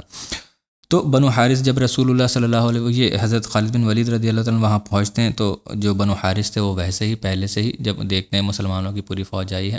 تو وہ ویسے ہی اسلام کو ایکسیپٹ کر لیتے ہیں اپنے آپ ہی والنٹیرلی۔ تو حضرت خالد بن ولید وہاں پر رکتے ہیں، ان کو اسلام کے بارے میں پڑھاتے ہیں، جو کہ زیادہ تر قرآن اور رسول اللہ صلی اللہ علیہ وسلم کی حدیث جتنے بھی ہم اس میں دیکھتے ہیں، اس کے یہی ہمیں ملتا ہے کہ کتاب اللہ اور سنت رسول سے ہی وہ زیادہ تر ان کو بتایا کرتے تھے جتنے بھی اسلام کے معاملات تھے۔ کچھ دن کے بعد حضرت علی رضی اللہ تعالیٰ کچھ دن کے بعد رسول اللہ صلی اللہ علیہ وسلم جو ہیں حضرت خالد بن ولید کو واپس بلا لیتے ہیں، اور ان کی طرف دوسرا لیڈر کو بھیجتے ہیں، قیس ابن الحسین رضی اللہ تعالیٰ عنہ کو ایز اے گورنر بنا کر کے بھیجتے ہیں یہاں پر بنو حارث کی جگہ پر، اور اس کے ساتھ ساتھ عمر ابن حزم رضی اللہ تعالیٰ عنہ کو ایز اے ریلیجس گائیڈ اور ریلیجس لیڈر بنا کر کے ان کا بھیجتے ہیں. تو وہ یعنی کہ جو یہ قیس بن الحسین ہے وہ گورنر رہیں گے، اور بھی جو مطلب انتظامی معاملات ہیں وہ سارے دیکھیں گے قیس بن الحارث. اور عمر ابن الحزم رضی اللہ تعالیٰ عنہ جو ہیں وہ وہاں پر کیا کریں گے، وہ جو ریلیجیس نالج ہے وہ پھیلائیں گے وہاں پر، جیسے نماز کس طریقے سے پڑھی جائے، روزے کیسے رکھے جاتے ہیں، حج کیسے کیا جاتا ہے، وضو کیسے کیا جاتا ہے، زکوٰۃ کیسے ادا کی جائے گی. یہ ساری چیزیں جو ہیں وہ ان کو وہ معاملات کے بارے میں بتائیں، کیونکہ انہوں نے پورا ایز اے ریلیجن بھی ایکسیپٹ کر لیا تھا. اب دیکھیے یہ وہ چھوٹی چھوٹی چیزیں ہیں جہاں سے ہم دیکھتے ہیں کہ رسول اللہ صلی اللہ علیہ وسلم نے ایک گورنر بنا کر کے بھیجا ہے اور ایک ریلیجس لیڈر بھیجے ہیں.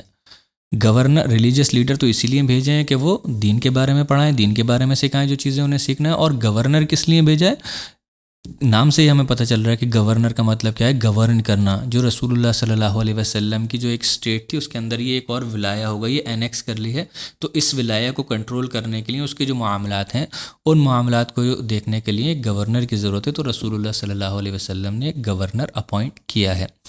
یہ وہ چیزیں ہیں جو ہم پڑھ کر کے زیادہ تر نکل جاتے ہیں، لیکن ہم ان چیزوں پر غور نہیں کرتے ہیں، تو پھر ہمیں زیادہ تر سمجھ میں بھی نہیں آتا ہے کہ رسول اللہ صلی اللہ علیہ وسلم کی دعوت کیا تھی اور کس طریقے سے رسول اللہ صلی اللہ علیہ وسلم نے اپنی دعوت کو پھیلایا ہے، مینیج کیا ہے، اور رسول اللہ صلی اللہ علیہ وسلم نے امپلیمنٹ کیا ہے. اسی طریقے سے ایک حمدان جو یمن کی ایک جگہ ہے، جو میں نے آپ کو بتایا، یمن بہت بڑا کنسرن تھا رسول اللہ صلی اللہ علیہ وسلم کے لیے، اس کو سالیڈیٹ کرنا چاہتے تھے رسول اللہ صلی اللہ علیہ وسلم.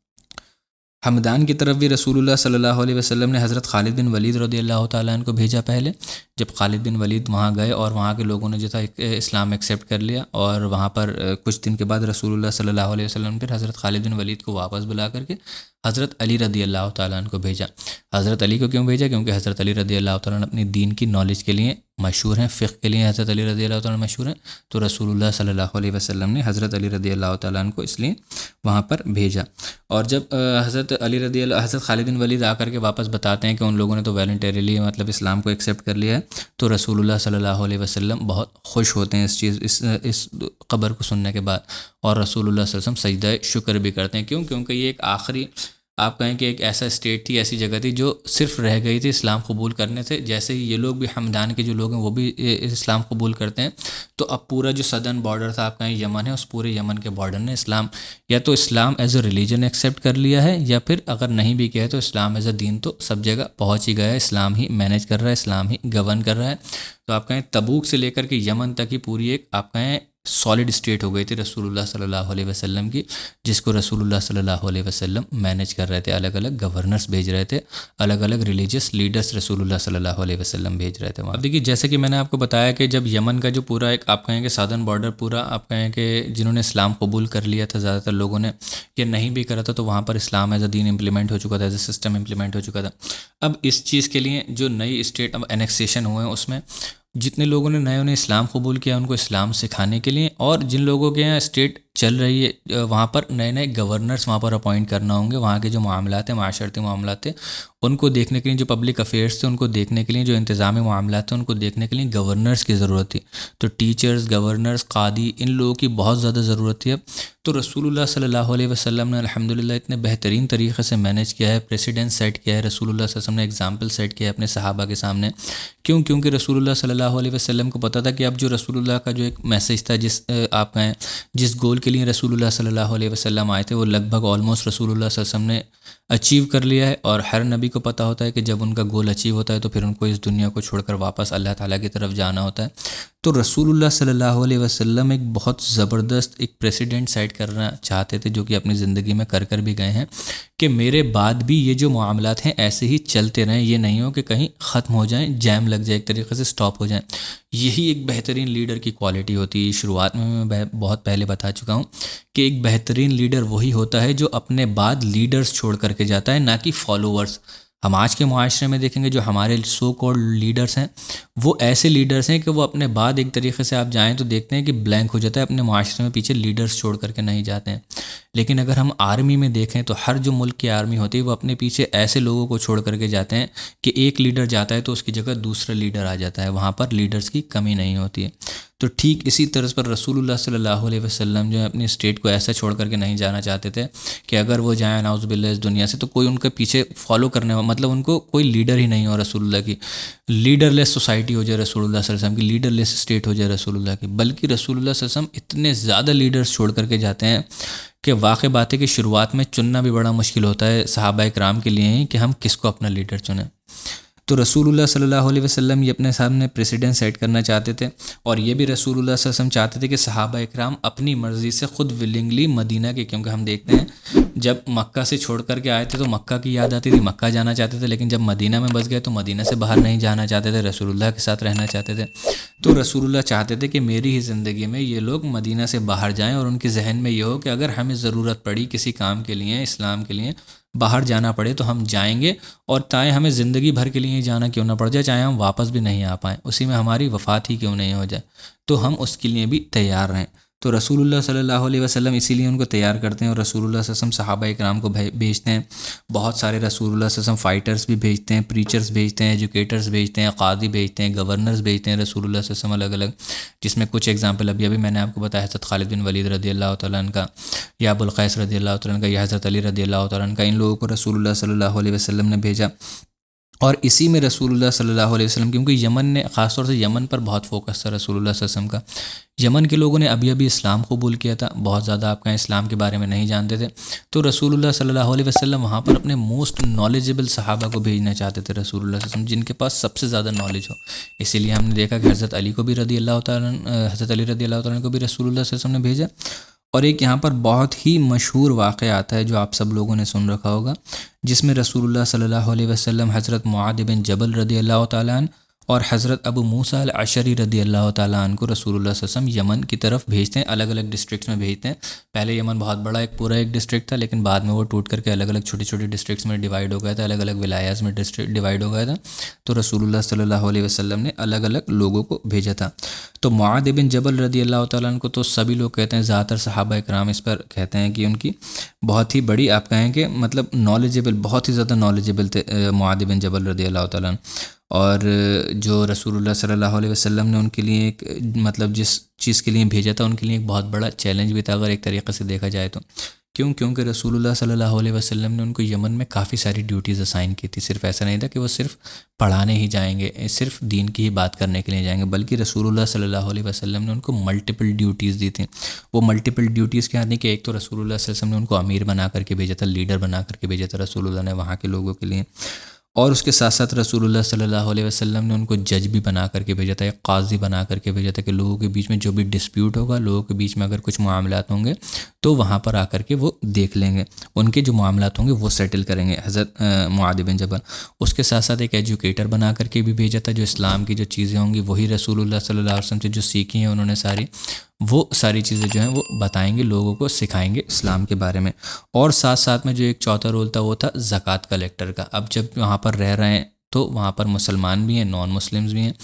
تو وہاں پر جزیہ بھی کلیکٹ کرنا ہوگا اور زکوٰۃ بھی کلیکٹ کرنا ہوگی۔ تو وہاں پر آپ سوچئے یہ ایک ایسا امپورٹنٹ کام ہے اور ایسا مطلب کام ہے جس میں ایک ایماندار شخصی اور ایک نالجبل انسان کی ضرورت ہے کہ کس سے کتنا لینا ہے، کن کن کے اوپر امپلیمنٹ ہوگا اور کن کے اوپر امپلیمنٹ نہیں ہوگا۔ تو یہ ایک بہت امپورٹنٹ ڈیوٹی تھی۔ اب دیکھیے اس سے ایک چیز ہمیں بہت کلیئر سمجھ میں آتی ہے کہ شروعات میں اگر ہم دیکھا جائے، اگر معاذ بن جبل کو دیکھیں اسلام آنے سے پہلے، تو وہ اپنے آپ کو کوئی اتنا امپورٹنٹ آدمی نہیں سمجھتے ہوں گے، نہ ان سے اگر اس وقت میں کہا جاتا کہ آپ کو اتنی ساری ڈیوٹیز پرفارم کرنا ہے تو نہیں کر سکتے تھے۔ لیکن اسلام نے آ کر کے ان کو جو چیزیں سکھائی ہیں اور رسول اللہ صلی اللہ علیہ وسلم نے جو ان کے اوپر کانفیڈنس دکھایا ہے، جو ان کے اندر علم بھرا ہے، تو یہ ساری ہی ڈیوٹیز پرفارم کرنے کے لیے ان کو اہل بنایا ہے اسلام نے اور رسول اللہ صلی اللہ علیہ وسلم نے۔ اور ہر انسان کے اندر اللہ تعالیٰ نے یہ آپ کہیں کہ خصوصیت رکھی ہے، جو میں پہلے بھی بتا چکا ہوں کہ کچھ ایک دو اگر ایکسیپشنل کیسز الگ ہوں تو ہم ان کو اس میں کاؤنٹ نہیں کریں گے، لیکن ہر انسان کو اللہ تعالیٰ نے اس طریقے سے اہل بنایا ہے کہ وہ اگر اپنی زندگی صحیح سے کاٹے، علم سیکھے، تو وہ اچھی سے اچھی جگہ کو، بڑی سے بڑی جگہ کو مینیج کر سکتا ہے، یہ سارے جو رولز ہیں وہ ادا کر سکتا ہے۔ تو یہ رسول اللہ صلی اللہ علیہ وسلم اتنی ساری چیزیں جو تھیں اس میں بھیجتے ہیں۔ اب یہ جو ڈائلاگ ہے ان کا رسول اللہ صلی اللہ علیہ وسلم سے، جس ٹائم رسول اللہ صلی اللہ علیہ وسلم معاذ بن جبل رضی اللہ تعالیٰ عنہ کو چھوڑنے کے لیے آتے ہیں، وہاں پر خود رسول اللہ صلی اللہ علیہ وسلم ان کو جب جا رہے ہوتے ہیں، وہ یمن کے لیے نکل رہے ہوتے ہیں، تو رسول اللہ صلی اللہ علیہ وسلم نے ان کو چھوڑنے کے لیے آتے ہیں، اور ایک طریقے سے آپ کہیں کہ رسول اللہ صلی اللہ علیہ وسلم ایکسٹریملی ہمبل، جو ہم کہتے ہیں کہ رسول اللہ صلی اللہ علیہ وسلم صرف مطلب کہنے میں نہیں ہے، ہمیں یہاں پر اس واقعے میں دیکھتے ہیں، حالانکہ کسی نے بتایا نہیں ہے، نہ معاذ بن جبل نے کہا ہے، بلکہ جب ہم اس واقعے کو پڑھتے ہیں تو ہمیں سمجھ میں آتا ہے کہ رسول اللہ صلی اللہ علیہ وسلم کتنے ہمبل تھے۔ تو رسول اللہ صلی اللہ علیہ وسلم جب حضرت معاذ رضی اللہ تعالیٰ عنہ کو جب جا رہے ہوتے ہیں، ان کو چھوڑنے کے لیے آتے ہیں، تو ان کا گھوڑے پر حضرت معاذ رضی اللہ تعالیٰ عنہ بیٹھے ہوئے ہوتے ہیں، اور رسول اللہ صلی اللہ علیہ وسلم اس گھوڑے کی جو ہارنیس ہوتی ہے جس سے اس کو کنٹرول کیا جاتا ہے، جو ناک میں پڑی ہوئی ہوتی ہے اس کو کنٹرول کرتے ہیں، رسول اللہ صلی اللہ علیہ وسلم اس کی ہارنیس کو پکڑے ہوئے ہوتے ہیں اور چلتے ہوتے ہیں، ان سے بات کرتے ہوتے ہیں حضرت معاذ بن جبل رضی اللہ تعالیٰ عنہ سے۔ بہت ہی خوبصورت یہ واقعہ ہے، اس میں سے مطلب اتنی ساری فقہ نکلتی ہے، اس کے اندر سے اتنی ساری فقہ نکلتی ہے کہ بس کیا ہی بتایا جائے۔ الگ الگ بہت ساری حدیثوں میں ایک ہی بار میں یہ واقعہ ہمیں نہیں ملتا ہے، الگ الگ چھوٹی چھوٹی حدیثوں میں ہمیں اس کے بارے میں ملتا ہے۔ وہ میں ساری جو معاملات ہیں وہ آپ کے سامنے رکھ دیتا ہوں۔ اس میں جو پہلی ہمیں حدیث ملتی ہے، اس میں رسول اللہ صلی اللہ علیہ وسلم اب جب یہ چلتے ہوتے ہیں باتیں کرتے ہوئے، تو رسول اللہ صلی اللہ علیہ وسلم حضرت معاذ رضی اللہ تعالیٰ عنہ سے باتیں کرتے ہوئے چلتے ہیں، اور رسول اللہ صلی اللہ علیہ وسلم ان کو کافی ساری ایڈوائسز دیتے ہیں۔ رسول اللہ صلی اللہ علیہ وسلم جو بخاری میں ہمیں پہلی حدیث ملتی ہے، اس میں رسول اللہ صلی اللہ علیہ وسلم حضرت معاذ بن جبل سے کہتے ہیں کہ تم ایسے لوگوں کی طرف جا رہے ہو جو کہ پہلے سے ہی اہل کتاب ہیں، جو مطلب کرسچنس اور جیوز ہیں وہاں پر رہنے والے، اور رسول اللہ صلی اللہ علیہ وسلم ان کے لیے آپ طریقے سے ایک طریقے سے دیکھا جائے تو گائیڈ لائنز دیتے ہیں کہ کس طریقے سے ان کو دین سکھانا ہے، کس طریقے سے ان کے سامنے دین کی دعوت رکھنا ہے، کس طریقے سے ان کو دین کے بارے میں بتانا ہے۔ رسول اللہ صلی اللہ علیہ وسلم کہتے ہیں، اب دیکھیے پرائیورٹی کس طریقے سے سیٹ کرتے ہیں رسول اللہ کہتے ہیں کہ پہلے ان کو اللہ تعالیٰ کی طرف بلانا، اللہ تعالیٰ کی عبادت کی طرف بلانا، ایک اللہ کی طرف، اور جب وہ ایک اللہ کی طرف آئیں تو پھر ان کو میری نبوت کے بارے میں بتانا، یعنی کہ یہ دونوں چیزیں ایک ساتھ، اللہ اور اس کے رسول کی طرف بلانا، یعنی کہ اس کے بعد جب وہ یہ چیز مان لیں تو پھر ان کو جو فرض نمازیں ہیں ان فرض نمازوں کے بارے میں بتانا، ایک دم سے پہلے سے ہی نہیں بتانا، جب وہ ایمان قبول کر لیں، ایمان میں آ جائیں تو پھر ان کو فرض نمازوں کے بارے میں بتانا کہ ایک دن میں جو 5 نمازیں ہیں جو ہمارے پر فرض کی گئی ہیں، جب وہ مان لیں تو ان کو پھر زکوٰۃ کے بارے میں بتانا، جو فرض زکوٰۃ دی گئی مطلب مسلمانوں کے اوپر ہے۔ اس کے بعد جب وہ اس چیز کے اوپر آ جائیں تو ان کے پھر جو ان کی جو مطلب پیور ویلتھ ہے، جو ان کی جو پیسے ہیں، ان میں سے پھر تم زکوٰۃ لینا۔ تو رسول اللہ صلی اللہ علیہ وسلم ایک طریقے سے مطلب ایک دم سے پورا سارا دین ان کو مت بتا دینا، کہیں ان کو برڈن لگے، بھاری لگے۔ سب سے پہلے جو موسٹ امپورٹنٹ میسیج ہے اسلام کا، توحید کا، اس کی دعوت دینا، ایک اللہ کی عبادت، اور پھر رسول اللہ صلی اللہ علیہ وسلم کی نبوت کی طرف۔ یہ سب سے موسٹ امپورٹنٹ میسیج ہے۔ اگر یہ قبول کر لیتے ہیں، داخل ہو جاتے ہیں، پھر اس کے بعد جو معاملات آتے ہیں وہ آپ میں احکامات آتے ہیں اللہ تعالیٰ کے، اس میں دیکھیے ریکمینڈڈ تو یہی ہے کہ وہ احکامات کرنا چاہیے، ضرور احکام ضروری ہیں، لیکن کوئی ایسا شخص جو غیر مسلم ہے، اگر اس نے اسلام قبول کر لیا ہے اور پھر وہ ان کی فرضیت کو مانتا تو ہے، نماز، زکوٰۃ، حج، ان ساری فرضیت، لیکن کر نہیں پاتا ہے، تو یہ اس غیر مسلمان سے لاکھ گنا بہتر ہے جو کہ اسلام ہی قبول نہیں کرتا ہے، اللہ کی وحدانیت کو نہیں مانتا ہے، اللہ کی عبادت نہیں کرتا ہے، باقی اور چیزوں کی عبادت کرتا ہے۔ تو اس کے لیے ہم کہہ سکتے ہیں کہ ہاں وہ اپنے اس جو بھی گناہ کرے گا، جو غلطیاں کرے گا، ان کی سزا کاٹ کر کے ایک دن انشاءاللہ ضرور جنت کے اندر داخل ہوگا، بنسبت اس کے جو قبول ہی نہیں کرے گا تو وہ کبھی بھی جنت کے اندر داخل نہیں ہو سکتا۔ اگر وہ مانتا بھی ایک اللہ کے اندر اور رسول اللہ صلی اللہ علیہ وسلم کی نبوت کو نہیں مانتا ہے، تب بھی وہ جنت کے اندر داخل نہیں ہو سکتا۔ تو رسول اللہ صلی اللہ علیہ وسلم بہت اچھے طریقے سے، آپ کہیں کہ ایک طریقے سے گائیڈ لائن سیٹ کرتے ہیں ان کے لیے کہ کس طریقے سے ایک اسلامک پریچر کو، ایک اسلامک ٹیچر کو اسلامی دعویٰ دینا چاہیے، غیر مسلمانوں کو خاص طور سے۔ یہ مسلمانوں کے لیے نہیں ہے کہ جو مسلمانوں کا ایک پورا گروپ ہے یا مسلمانوں کی ایک بستی میں آیا ہے، وہاں پر آ کر کے پہلے اللہ اور ان کے، یہ تو مسلمانوں کو پتہ ہی ہونا چاہیے، اللہ اور اس کی عبادت کریں گے اور رسول اللہ صلی اللہ علیہ وسلم کی نبوت کو مانیں گے، نماز، حج، روزہ، زکوٰۃ، یہ ساری ان کے اوپر فرض اور واجب ہیں ایک بار میں ہی۔ تو رسول اللہ صلی اللہ علیہ وسلم جب یہ کہتے ہیں، اس کے بعد رسول اللہ صلی اللہ علیہ وسلم ان کو دوسری ایڈوائز دیتے ہیں حضرت معاذ بن جبل رضی اللہ تعالیٰ عنہ کو، جو کہ ہمیں مسند احمد میں ملتی ہے۔ اس میں رسول اللہ صلی اللہ علیہ وسلم کہتے ہیں beware of the supplication of the oppressed, کہ مظلوم کی جو بد دعا ہے اس سے ہمیشہ بچ کر رہنا، اس سے ہمیشہ دور رہنا، کبھی بھی ایسا نہیں ہو کہ تم کسی کو دباؤ، کسی کے اوپر ظلم کرو، کیونکہ اس کی جو بد دعا ہوتی ہے، جو مظلوم کی بد دعا ہوتی ہے، چاہے وہ مسلم ہو یا غیر مسلم ہو، اس کی جو آپ کہیں کہ دعا بد دعا ہوتی ہے، اس کے اور اللہ کے بیچ میں کوئی پردہ نہیں ہوتا ہے، کوئی اسکریننگ نہیں ہوتی ہے۔ اللہ تعالیٰ مظلوم کی بہت جلدی سنتا ہے، تو تم کبھی بھی کسی کے اوپر ظلم مت کرنا معاذ، کیونکہ ایک بہت بڑی اتھارٹی پر، ایک بڑی پوزیشن پر تمہیں بھیجا جا رہا ہے، کہیں کل تمہارے ذہن میں یہ نہیں آ جائے کہ کسی کو دیکھو، کسی غیر مسلمان ہی، خاص طور سے رسول اللہ کے یہ ورڈ ہوتے ہیں، چاہے وہ غیر مسلمان ہی کیوں نہ ہو، مظلوم، اس کی اور اس کی بد دعا اور اللہ کے بیچ میں کوئی مطلب وہ نہیں ہوتا ہے، اسکریننگ نہیں ہوتی ہے کہ کہیں تم یہ سمجھو اپنی پوزیشن کا فائدہ اٹھاؤ اور لوگوں کو دباؤ، لوگوں کے اوپر ظلم کرو، سوچو کہ یہ تو غیر مسلمان ہیں، ان کے اوپر کیا، ان کے اوپر بھی میں ظلم کر سکتا ہوں۔ تو اس چیز سے اپنے آپ کو بچا کر کے رکھنا۔ کتنی بہترین ایڈوائس رسول اللہ صلی اللہ علیہ وسلم دیتے ہیں۔ ابھی سوچیے یہ وہ پریسیڈنٹس ہیں جو رسول اللہ صلی اللہ علیہ وسلم سیٹ کر رہے ہیں، جو کسی نظام کے اندر ہمیں نہیں ملتی ہے۔ کسی بھی اتھارٹی کی جگہ پر جاتا ہے جب انسان، تو سب سے پہلے ظلم اس کے مطلب ایسا ہو جاتا ہے کہ لوگ اپنے لوگوں کے اوپر تو ایک بار میں چھوڑ دے گا، وہ چاہے اس کے ریلیجن کے لوگ ہوں یا اس کی آپ کہیں کہ ایریا کے لوگ ہوں یا اس کے قبیلے کے لوگ ہوں، اس کی قوم کے لوگ ہوں، ان کے اوپر تو ایک ٹائم کا رحم کر دے گا، چھوڑ دے گا۔ لیکن جو دوسرے لوگ ہوتے ہیں ان کے اوپر وہ ظلم کرنے سے ذرا بھی نہیں ڈرتا ہے، ذرا بھی آڑ محسوس نہیں کرتا ہے۔ تو رسول اللہ صلی اللہ علیہ وسلم یہاں کہتے ہیں کہ کسی کے اوپر ظلم مت کرنا، اس کی بد دعا سے بچے رہنا۔ اس کے بعد جو تیسری ایڈوائس رسول اللہ صلی اللہ علیہ وسلم دیتے ہیں وہ بہت امپورٹنٹ ہے ہمارے معاشرے کے لیے خاص طور سے، اور ایسی جگہوں کے لیے خاص طور سے جو آپ کہیں کہ نان مسلم ایریاز ہیں، انہوں نے نیا نیا اسلام قبول کیا ہے یا اسلام کے بارے میں بہت زیادہ نہیں جانتے ہیں وہ، تو اس میں رسول اللہ صلی اللہ علیہ وسلم کہتے ہیں کہ لوگوں کے لیے جو چیزیں ہیں وہ آسان کرنا، اور لوگوں کے لیے جو چیزیں ہیں وہ مشکل مت کر دینا معاذ، اور لوگوں کو give them glad tidings، ان کو خوشخبریاں زیادہ سنانا، جنت کے بارے میں زیادہ بتانا، اور لوگوں کے اندر تفرقہ مت ڈال دینا، لوگوں کو ڈیوائیڈ مت کر دینا، اچھے برے صحیح غلط یہ ساری چیزوں کے اندر، بلکہ لوگوں کے لیے آسانیاں ہی آسانیاں پیدا کرنا، میسر کرنا، اور ایکسٹریمسٹ مت بن جانا۔ اگر ایک طریقے سے دیکھا جائے اس کو لب لباب کیا ہے کہ ایکسٹریمسٹ مت بن جانا، کہ دیکھیے بہت سارے لوگ ہوتے ہیں، اللہ تعالیٰ کی طرف سے ایک حکم ہے، ہر مطلب 100% لوگ ایسے نہیں ہوں گے جو اس حکم کو بالکل ویسے ہی بجا رہے ہیں جیسے اللہ تعالیٰ کا حکم ہے۔ اس میں جو آپ کہیں کہ جو ٹاپ جن کی پرائیورٹی اسلام ہوگی، دین ہوگی، جن کا تقوی بہت زبردست ہوگا، جن لوگوں نے اپنے آپ کو اس طریقے سے مولڈ کر لیا ہوگا کہ وہ اسلام کے ہر حکم پر چل سکیں، وہ بہت آسانی سے ہر حکم کو اللہ تعالیٰ کے پورا کر لیں گے۔ لیکن اس معاشرے کے اندر کچھ لوگ ایسے بھی ہوں گے جن کے لیے اس حکم کو بالکل پرفیکٹ آرڈر میں بجا لانا ان کے لیے پاسبل نہیں ہوگا۔ تو جتنا کلوز آ سکیں وہ پرفیکٹنیس کے لیے اتنا ہی اچھا ہے، اتنا ہی ان کے لیے ان کے اوپر رہنے دینا، نہیں ہو پائے تو ان کے اوپر زیادہ ایکسٹریمسٹ مت بننا کہ نہیں یہ تو ایسے ہی ہونا ہے۔ تو اس میں بہت ساری اس کے اندر آپ کہیں کہ گھنٹوں اس کے اوپر کلاس ہو سکتی ہے کہ اس کا اصل میں معنی کیا ہے، ہم اس سے کیا کیا ڈرائیو کر سکتے ہیں، لیکن میں نے آپ کو صرف یہ بہت چھوٹے الفاظوں میں یہ بتا دیا۔ اور اسی میں رسول اللہ صلی اللہ علیہ وسلم کہتے ہیں کہ do not over burden the religion, کہ ریلیجن میں اپنے اوپر اتنا زیادہ حاوی مت کر لینا، یا لوگوں کے اوپر اتنا زیادہ حاوی مت کر لینا کہ وہ لوگ دین سے ہی بھاگنا شروع کر دیں، دین سے ہی دور چلے جائیں۔ اب اس کو آج کے معاشرے میں پازیٹیولی بھی بہت سارے لوگ لیتے ہیں اور اس کو نگیٹیولی بھی بہت لیتے ہیں، اسلام کی چیزوں کو چھوڑنے کے لیے اور کچھ لوگ فالو کرنے کے لیے۔ اس کے علاوہ رسول اللہ صلی اللہ علیہ وسلم ایک اور بہت امپورٹنٹ ایڈوائس دیتے ہیں جو کہ ہمیں مسند احمد میں ہی ملتی ہے۔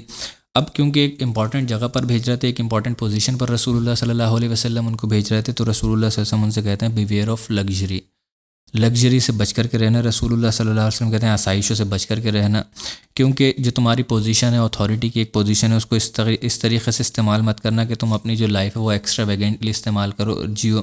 اور بلکہ زہد والی زندگی گزارنا، بڑی کم میں گزارا کرنے والی زندگی گزارنا۔ رسول اللہ صلی اللہ علیہ وسلم ان سے کہتے ہیں beware of luxury, verily the servants of Allah do not live luxuriously. اب اس کو ہم دیکھیں تو بہت سارے لوگ اس کو غلط بھی استعمال کرتے ہیں، وہ یہ کہتے ہیں تو کیا پھر سادھو سنت بن جائیں؟ بالکل ایسا بھی نہیں کہا ہے اللہ تعالیٰ نے کہ پوری دنیا کو ہی چھوڑ دو، طلاق دے دو اس دنیا کو۔ دنیا میں رہو لیکن کم سے کم میں گزارا کرو، کیونکہ یہ دنیا جو ہے یہ اصل چیز نہیں ہے، یہ تو صرف ایک ٹیسٹ ہے۔ آگے آنے والی جو اس کی زندگی ہے، اس کے بعد جو زندگی جو کبھی ختم نہیں ہونے والی ہے، وہاں پر آپ کو لگژریز انشاءاللہ اللہ تعالیٰ دے گا۔ یہاں پر لگژریز کے پیچھے پڑو گے تو پھر اسی کے اندر زندگی تمہاری، اسی کے اندر تمہاری تھکن، ساری محنت اسی کے اندر ہی، ساری کوشش تمہاری جو ہوگی اسی کے لیے صرف اور صرف رہ جائے گی۔ تو کیونکہ خاص طور سے جو پیپل آف پوزیشن ہے، پاور پر ہیں، اتھارٹی پر ہیں، ان لوگوں کے لیے تو بہت ہی امپورٹنٹ ہے یہ چیز۔ اس کے علاوہ رسول اللہ صلی اللہ علیہ وسلم حضرت معاذ بن رضی اللہ تعالیٰ عنہ کو، معاذ بن جبل رضی اللہ تعالیٰ عنہ کو جو 5ویں ایڈوائس دیتے ہیں وہ بہت ہی امپورٹنٹ ہے اور بہت ہی مشہور ہے، آپ سب لوگوں نے سن رکھی ہوگی، جس کے لیے یہ جو قصہ ہے، پورا واقعہ جو ہے مشہور ہے۔ یہ ہمیں ترمذی میں بھی ملتی ہے، ابو داؤد میں بھی ملتی ہے، اور مطلب ابو داؤد والی تو کچھ لوگ کہتے ہیں، مطلب کچھ علماء کرام نے اس کو ضعیف کہا ہے، لیکن ترمذی والی جو روایت ہے اس کو کچھ اس کے اندر الفاظ تھوڑے سے چینج ہیں، لیکن یہی وہ روایت ہے، اس کو کہتے ہیں کہ وہ صحیح روایت ہے۔ اس میں کیا ہوتا ہے، جب رسول اللہ صلی اللہ علیہ وسلم یہ ساری چیزیں بتا دیتے ہیں تو حضرت معاذ بن جبل رضی اللہ تعالیٰ عنہ سے کہتے ہیں کہ معاذ، تمہیں میں جس جگہ پر بھیج رہا ہوں وہاں پر تمہارا جو ایک رول ہوگا وہ جج کا بھی رول ہوگا، لوگوں کے بیچ میں فیصلہ کرنے کا بھی رول ہوگا۔ تو ہاؤ ول یو جج، تم کیسے لوگوں کے بیچ میں معاملات طے کرو گے، کیسے ان کے بیچ میں جو فیصلے ہوں گے وہ کرو گے۔ تو معاذ بن جبل رضی اللہ تعالیٰ عنہ جو وہ کہتے ہیں کہ یا رسول اللہ، میں سب سے پہلے اگر کوئی میرے پاس ڈسپیوٹ آتا ہے، جو بھی کوئی معاملہ طے کرنے کے لیے آئے گا، تو میں سب سے پہلے اس کو اللہ تعالیٰ کی کتاب میں یعنی کہ قرآن کے اندر ڈھونڈوں گا کہ اللہ تعالیٰ نے اس کے بارے میں کیا حکم دیا ہے، اللہ تعالیٰ نے اس کے بارے میں کیا کہا ہے۔ تو پھر رسول اللہ صلی اللہ علیہ وسلم ان سے پوچھتے ہیں کہ ٹھیک ہے معاذ، اگر تمہیں اللہ کی کتاب میں نہیں ملا وہ چیز، وہ معاملہ نہیں ملا، تو پھر تم کیا کرو گے؟ تو معاذ بن جبل رضی اللہ تعالیٰ عنہ کہتے ہیں کہ پھر میں رسول اللہ صلی اللہ علیہ وسلم کی سنت میں، یعنی کہ آپ کا جو ٹریڈیشن ہے، آپ کی جو سنت ہے، آپ کے جو مطلب ایکشنز ہیں، اس کے اندر دیکھنے کی کوشش کروں گا کہ آپ نے کس طریقے سے اس معاملے کو جج کیا ہے، آپ نے کیا اس چیز کے بارے میں حکم دیا ہے۔ تو اس کے بعد رسول اللہ صلی اللہ علیہ وسلم کہتے ہیں کہ اچھا معاذ، اگر تم اس سنت میں بھی نہیں ملا، میرے ایکشن میں بھی وہ چیز نہیں ملی، میرے ٹریڈیشن میں بھی اگر وہ چیز نہیں ملی، تو پھر کیا کرو گے؟ تو پھر معاذ بن جبل جو ہیں وہ اتنا مطلب آپ کہیں کہ ہسٹوریکل الفاظ بولتے ہیں، وہ کہتے ہیں کہ یا رسول اللہ صلی اللہ علیہ وسلم، پھر میں اپنی پوری ذہانت کا پورا جو علم ہے اس کا استعمال کرتے ہوئے ایک اجتہاد کروں گا، ایک اوپینین کی طرف پہنچوں گا، اور وہ اوپینین جو ہوگا میرا کتاب اللہ اور سنت رسول کے کلوز ہوگا، قریب ہوگا، اسی کے اندر سے میں ڈرائیو کروں گا اس کو، اپنا جو اجتہاد ہوگا۔ اپنی عقل کا استعمال تو کروں گا، لیکن اپنی عقل کا استعمال کس میں؟ قرآن اور سنت کے اندر دیکھتے ہوئے کوشش کروں گا کہ اس کے قریب کون سا میرا جو اجتہاد ہوگا وہ ہوگا، تو میں اجتہاد کروں گا۔ تو اس پر رسول اللہ صلی اللہ علیہ وسلم اتنا زیادہ خوش ہوتے ہیں، اور رسول اللہ صلی اللہ علیہ وسلم کہتے ہیں کہ سبحان اللہ، اللہ تعالیٰ کی ہی ساری تعریف ہے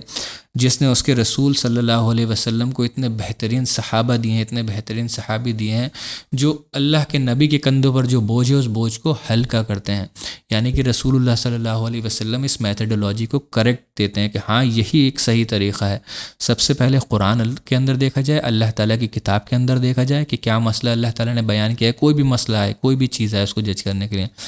کتاب اللہ کے اندر دیکھا جائے، پھر سنت رسول کے اندر دیکھا جائے، اور اس کے اندر بھی اگر نہیں ملے تو پھر تیسرے اس پہ موقع پر آدمی اجتہاد کرے گا۔ اجتہاد بھی کیسے کرے گا؟ قرآن اور سنت کو اپنے سامنے رکھتے ہوئے اس کے کلوز جانے کی کوشش کرے گا۔ پھر اس کے اندر ہمیں الگ الگ روایتوں میں ملتا ہے کہ اگر جو مجتہد کوئی اجتہاد کرتا ہے، اگر وہ غلط بھی اجتہاد کرتا ہے تو اس کو 1 ثواب ملے گا، اور اس کا اگر اجتہاد صحیح ہے تو اس کو 2 ثواب ملیں گے۔ تو یہ ایک آپ کہیں کہ کلیئر میتھڈولوجی ہے۔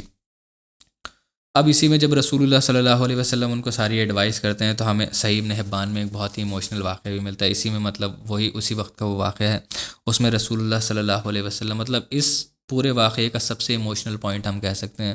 جس میں رسول اللہ صلی اللہ علیہ وسلم کہتے ہیں کہ اے معاذ، امید ہے کہ اگر تم اگلے سال جب آؤ گے یہاں پر تو تم مجھے یہاں نہیں پاؤ گے، اگلی بار جب بھی تم آؤ گے یہاں پر مدینہ میں تو تم مجھے نہیں آؤ گے، تم مجھے اپنے پاس مطلب مدینہ میں نہیں پاؤ گے، اور ہو سکتا ہے تمہارا گزر میری قبر مبارک کے پاس سے ہو۔ تو اے معاذ، یہ جان لینا کہ میرے قریب، میرے سب سے قریب وہ لوگ نہیں ہیں جو میرے قریب رہ رہے ہیں، بلکہ میرے سب سے قریب وہ لوگ ہوں گے جن کے اندر اللہ کا تقوی ہوگا، اللہ کا ڈر ہوگا۔ یعنی کہ اب دیکھیے معاذ بن جبل، کیا ہم مطلب 1400 سال ہو گئے ہم تڑپتے ہیں رسول اللہ صلی اللہ علیہ وسلم کو دیکھنے کے لیے، ان کے پاس ہونے کے لیے۔ معاذ بن جبل جو کہ رسول اللہ صلی اللہ علیہ وسلم کے صحابی ہیں، جو کہ ہر وقت رسول اللہ صلی اللہ علیہ وسلم کے ساتھ رہتے تھے، سامنے رہتے تھے، ان کو کسی امپورٹنٹ ڈیوٹی پر رسول اللہ صلی اللہ علیہ وسلم بھیج رہے ہیں تو وہ جا رہے ہیں، حکم ہے رسول اللہ صلی اللہ علیہ وسلم کا جانا، لیکن اس میں اتنی بڑی خبر رسول اللہ صلی اللہ علیہ وسلم نے ان کو بتا دی کہ معاذ، ہو سکتا ہے کہ اگلی بار جب تم یہاں آؤ مدینہ کے اندر تو تم مجھے یہاں پر نہیں پاؤ گے، تمہارا گزر میری قبر مبارک کے پاس سے ہوگا۔ تو معاذ، یہ چیز جان لینا، یہ چیز کبھی تمہارے دل میں یہ چیز فیل نہیں کرنے دے، یا یہ تمہیں جانے سے نہیں روکے، یا وہاں پر کوئی تمہیں ڈیوٹی پرفارم کرنے سے نہیں روکے کہ میں رسول اللہ سے بہت دور ہوں، میں اللہ کے نبی سے بہت دور آ گیا، کاش میں ان کے پاس ہوتا، کاش میں ان کے پاس چلے جاؤں۔ میں تمہیں بہت امپورٹنٹ کام پر بھیج رہا ہوں، بہت امپورٹنٹ ڈیوٹی پر بھیج رہا ہوں، بس اپنے دل میں یہ جان رکھنا کہ میرے قریب وہ لوگ نہیں ہوں گے کہ جو مدینہ میں میرے پاس ہوں گے، میرے سب سے قریب ہوں گے، میرے گھر کے سب سے قریب ہوں گے، بلکہ میرے سب سے قریب ہوں گے جن کے دل میں اللہ کا ڈر اور اللہ کا تقوی ہوگا۔ تو تم اپنی ڈیوٹی اسی اللہ کے ڈر اور اسی تقوی کے اوپر پرفارم کرنا۔ تو تم چاہے کتنی بھی دور ہو، میلوں دور ہو مجھ سے، یہاں سے یمن میں ہو تم، لیکن تم میرے بہت زیادہ قریب ہوگے اس مبارک ڈیوٹی کو پرفارم کرنے کی وجہ سے، اس ذمہ داری کو پرفارم کرنے کی وجہ سے جو اللہ تعالیٰ نے میرے ذریعے تمہارے اوپر لگائی ہے۔ اب یہ چیز صرف معاذ بن جبل رضی اللہ تعالیٰ عنہ کے لیے نہیں ہے، یہ صرف اس چیز ہمارے لیے بھی اور تا قیامت تک سبھی لوگوں کے لیے، جتنے بھی لوگ آئیں گے۔ بہت سارے لوگ ہوتے ہیں نا، کہتے ہیں کہ ہم کہیں جا کر کے بس جائیں، مدینہ کی گلیوں میں بس جائیں، مدینہ میں چلے جائیں، اس کے بعد بھی اپنے اعمالوں کو نہیں سدھارتے ہیں، اپنے اندر تقوی نہیں دیکھتے ہیں کتنا ہے۔ رسول اللہ صلی اللہ علیہ وسلم نے آپ کہیں ایک لائن کے اندر ساری چیزوں کو مطلب گھنٹوں کی چیزوں کو رسول اللہ صلی اللہ علیہ وسلم نے اس کے اندر سما دیا ہے کہ میرے قریب وہ نہیں ہوگا جو مکہ میں مدینہ میں آنے کے لیے تڑپتا ہے، میرے گھر کے پاس یا میرے جو روضہ مبارک ہے اس کے پاس آنے کے لیے تڑپتا ہے، وہاں پر رہنے کے لیے تڑپتا ہے۔ ہاں یہ تڑپ ہونا چاہیے انسان کے دل کے اندر، جائیں رسول اللہ صلی اللہ علیہ وسلم کی مسجد کو دیکھ کر کے آئیں، رسول اللہ صلی اللہ علیہ وسلم کے روضہ مبارک کو دیکھ کر آئیں، ریاض الجنہ میں نماز پڑھ کر کے آئیں، اللہ کے گھر کا دیدار کر کر کے آئیں، لیکن یہ جان لو یہ چیزیں تبھی کامیاب ہوں گی جب تمہارے دل میں تقویٰ ہوگا۔ دل میں تقویٰ ہے نہیں، پیسہ اللہ تعالیٰ نے دے دیا، پتہ نہیں جائز ہے ناجائز ہے کیسا ہے، لیکن پہنچ گئے دکھانے کے لیے معاشرے میں کہ ہم رسول اللہ کے گھر کا دیکھ کر کے آئے ہیں، اللہ کے گھر کا طواف کر کر کے آئے ہیں، حج کر کر کے آئے ہیں، عمرہ کر کر کے آئے ہیں، تقوی کا پتہ ہی نہیں ہے۔ لیکن ایک شخص ایسا ہے جو بہت غریب ہے، نہیں جا پاتا ہے، اپنی زندگی بھر کوشش کرتا ہے، کمانے کی کوشش کرتا ہے، نہیں جا پاتا ہے، اللہ تعالیٰ کے گھر کی زیارت اس کو نہیں ہو پاتی، رسول اللہ صلی اللہ علیہ وسلم کے روزے کی زیارت اس کو نہیں ہو پاتی، لیکن اس کے دل میں تقویٰ بہت ہے، اللہ سے بہت محبت کرتا ہے، اللہ کے رسول سے بہت محبت کرتا ہے۔ ایک ایک روپیہ بھی اگر کماتا ہے تو اس کا جائز کا روپیہ ہے، اس کی محنت کی کمائی ہے، اس کے پسینے کی کمائی ہے، تو وہ اللہ کے یہاں زیادہ قریب ہوگا بنسبت اس کے جو ایک شخص حرام کی کمائی کر کر کے اللہ کا تقویٰ دل میں نہیں رکھ کر کے بھی اللہ کے گھر جاتا ہے، وہاں پر طواف کر کر کے آتا ہے۔ تو جب رسول اللہ صلی اللہ علیہ وسلم یہ بتاتے ہیں ان سے، حضرت معاذ بن جبل رضی اللہ تعالیٰ عنہ سے کہتے ہیں، تو حضرت معاذ بن جبل رضی اللہ تعالیٰ عنہ کی آنسو نہیں رکتے ہیں، بہت زیادہ رونے لگتے ہیں، اور اس کے علاوہ کر بھی کیا سکتے تھے وہ، کیونکہ رسول اللہ صلی اللہ علیہ وسلم کا حکم بھی ہے، اس حکم کو بھی بجا لانا ہے، جانا ہے، اور پھر ساتھ میں رسول اللہ صلی اللہ علیہ وسلم نے اتنی درد بھری ان کی زندگی کی شاید سب سے سیڈس نیوز ان کو سنا دی رسول اللہ صلی اللہ علیہ وسلم نے کہ تم اگلی بار آؤ گے تو تمہیں میں یہاں پر نہیں پاؤں گا، تم مجھے یہاں پر نہیں پاؤ گے، مدینہ کے اندر میرا چہرہ مبارک نہیں دیکھ پاؤ گے پھر تم، لیکن تمہیں ڈیوٹی پرفارم کرنا ہے۔ تو معاذ بن جبل روتے ہوئے پھر وہاں سے رسول اللہ صلی اللہ علیہ وسلم سے رخصتی لے کر کے چلے جاتے ہیں۔ اور اسی طرح رسول اللہ صلی اللہ علیہ وسلم نے اسی وقت کے اندر آتا ہے کہ ابو موسیٰ الاشعری رضی اللہ تعالیٰ عنہ کو بھی رسول اللہ صلی اللہ علیہ وسلم نے ایسے ہی ٹھیک ڈیوٹی پر بھیجا تھا۔ صدرن سائیڈ میں یمن، جو میں نے آپ کو بتایا، یمن کو بھی کافی سارے حصوں میں ڈیوائیڈ کر دیا گیا تھا۔ ایک حصے میں معاذ بن جبل رضی اللہ تعالیٰ عنہ کو بھیجا تھا رسول اللہ صلی اللہ علیہ وسلم نے گورنر بنا کر کے، اور ایجوکیٹر، زکوٰۃ کلیکٹر، یہ ساری چیزیں، اور سیم وہی جو رسول اللہ صلی اللہ علیہ وسلم نے ابو موسیٰ الاشعری رضی اللہ تعالیٰ عنہ کو بھی زکوٰۃ کلیکٹر اور لیڈر، جج اور ایجوکیٹر بنا کر کے بھیجا تھا۔ اس میں ساتھ ساتھ میں رسول اللہ صلی اللہ علیہ وسلم نے دونوں کو یہ بھی ایڈوائز کی تھی کہ آپس میں، کیونکہ آس پاس کے ریجن میں ہوگے، برابر کے ریجن ہے، تو آپس میں ایک دوسرے کے ساتھ کوآپریٹ کرنا، کہیں پر ضرورت ہو ان کو، معاذ کو تمہاری، تو تم ان کے بارے میں مدد کرنا، اور کہیں معاذ رضی اللہ تعالیٰ سے کہتے ہیں کہ تمہیں ضرورت ہو ابو موسیٰ الاشعری کی مدد کرنے کی، تو تم ان کی مدد کرنا، دیکھنا آرام سے، یہ معاملات جو ہیں وہ ساتھ میں، کوئی ٹینشن، کوئی اس میں لڑائی جھگڑا نہیں ہونا چاہیے اس کے اندر، رسول اللہ صلی اللہ علیہ وسلم کہتے ہیں۔ تو یہ وہ ڈیلیگیشن سے جو میں نے آپ کو بتایا کہ رسول اللہ صلی اللہ علیہ وسلم نے بھی بھیجے، اور رسول اللہ صلی اللہ علیہ وسلم کے پاس بھی آئے۔ اور بھی بہت سارے ڈیلیگیشنس ہمیں ملتے ہیں جو کہ آپ کہیں کہ بہت کچھ ضعیف روایتوں سے اور کچھ من گھڑت روایتیں اس کے اندر بنا لی گئی ہیں، فیبریکیٹڈ روایتیں، اور الگ الگ سیرت کی کتابیں پڑھیں گے، یا الگ الگ کچھ اور لوگوں نے جو اپنے پاس سے کتابیں لکھ رکھی ہیں، اس کے اندر بھی الگ الگ آتا ہے، اب رسول اللہ کی شان کو بڑھانے کے لیے کہہ لیں یا زبردستی ویسے ہی کہہ لیں، تو وہ بہت ساری ڈیلیگیشن ہے، میں پڑھاؤں گا نہیں، حالانکہ آپ کے سامنے میں بتا دیتا ہوں کہ ایک ڈیلیگیشن خضر علیہ السلام کا آتا ہے کہ خضر علیہ السلام کا بھی ڈیلیگیشن رسول اللہ صلی اللہ علیہ وسلم کے پاس آیا تھا، خضر جن کو کہتے ہیں۔ ایک ڈیلیگیشن کہتے ہیں الیاس علیہ السلام کا رسول اللہ صلی اللہ علیہ وسلم کے پاس آیا تھا، اس میں تو کہتے ہیں کہ آسمان سے اللہ تعالیٰ نے پوری ٹیبل بھیجی تھی، اس کے اوپر کھانا وغیرہ سب کچھ آیا تھا آسمان سے، اور رسول اللہ صلی اللہ علیہ وسلم کے پاس بیٹھ کر کے ان کی بات چیت ہوئی تھی، اور اس کے بعد کھانا اور ٹیبل ساری چیزیں اوپر چلی گئی تھیں۔ ایک ڈیلیگیشن آتا ہے کہ جو گریٹ گرینڈ سن ہے ابلیس کا، یعنی کہ پرپوتا، ابلیس کا پرپوتا، وہ بھی اب ڈیلیگیشن لے کر کے آتا ہے رسول اللہ صلی اللہ علیہ وسلم کا۔ تو بہت سارے ایسے فرضی ضعیف اور غلط واقعات جو ہیں وہ بھی ہمیں کافی ساری کتابوں کے اندر ملتے ہیں۔ تو یہ صرف میں نے اس لیے بتا دی کہ کہیں آپ سنیں تو آپ کو یہ نہیں لگے، جیسے میں پہلے بھی بتا دیتا ہوں کہ ہم نے تو، آپ نے سیرت میں پڑھایا نہیں، ہم نے یہ واقعہ کہیں پر سنا ہے، تو یہ سارے واقعات جو ہیں یہ صرف ضعیف اور من گھڑت روایتوں سے ہی ثابت ہیں، کوئی بھی ایک اوتھینٹک سے روایت سے یہ جو واقعات ہیں یہ ثابت نہیں ہے۔ دیکھیے ڈیلیگیشن تو ہم نے سارے پڑھ ہی لیے ہیں، ایک چھوٹی سی امپورٹنٹ سا ایک پوائنٹ ہے، اس کو بس یہاں پر ڈسکس کر کے انشاءاللہ کلاس کو ہم ختم کرتے ہیں، اور یہ جو ہمارا پورا جو معاملہ تھا، جو کلاس تھی ڈیلیگیشن کی، دا ایئر آف ڈیلیگیشن، وہ انشاءاللہ ہمارا کمپلیٹ ہو جائے گا۔ دیکھیے بہت سارے لوگ ہیں، بہت سارے آپ کہیں کہ علماء اکرام بھی آج کل کے ایسے ہیں، آج کل کے معاشرے میں ہمیں ایسے علماء اکرام ملتے ہیں جو یہ کہتے ہیں کہ اسلام کوئی نظام نہیں ہے، اسلام کوئی سسٹم نہیں ہے، اسلام میں کسی فارم کی گورنمنٹ نہیں ہے، اسلام میں صرف اور صرف ایک آپ کہیں ریچولس ہیں، نماز، روزہ، حج، زکوٰۃ، یہ ساری چیزیں ہیں، تو اس میں ان لوگوں کے لیے اگر ہم دیکھیں تو رسول اللہ صلی اللہ علیہ وسلم نے بہت ساری چھوٹی چھوٹی چیزیں ایسی ہیں جن کے اوپر اگر ہم غور کریں تو ہمیں پتہ چلتا ہے کہ نہیں، ان کا جو یہ کلیم ہے وہ غلط ہے۔ رسول اللہ صلی اللہ علیہ وسلم کی جو دعوت تھی وہ پیور پولیٹیکل دعوت تھی، اور رسول اللہ صلی اللہ علیہ وسلم نے ایک اسٹیٹ اسٹیبلش کی تھی۔ حالانکہ میں اس کے کافی سارے پروفس پہلے بھی دیکھ کر کے آ چکا ہوں، لیکن یہاں پر بھی ہم رک کر کے اگر دیکھیں تو ہمیں سمجھ میں آتا ہے کہ ایک ایسی سوسائٹی جو کہ الٹریٹ تھی، ڈیوائیڈڈ تھی، بیکورڈ تھی، ڈسپلنڈ نہیں تھی، اس سوسائٹی کو کس میریکولس طریقے سے رسول اللہ صلی اللہ علیہ وسلم نے ٹرانسفارم کرا ہے۔ کس میں ٹرانسفارم کرا ہے؟ ٹاپ فنکشننگ گورنمنٹ میں۔ ایک گورنمنٹ جو کہ بہت بہترین طریقے سے، اعلیٰ طریقے سے کام کر رہی ہے۔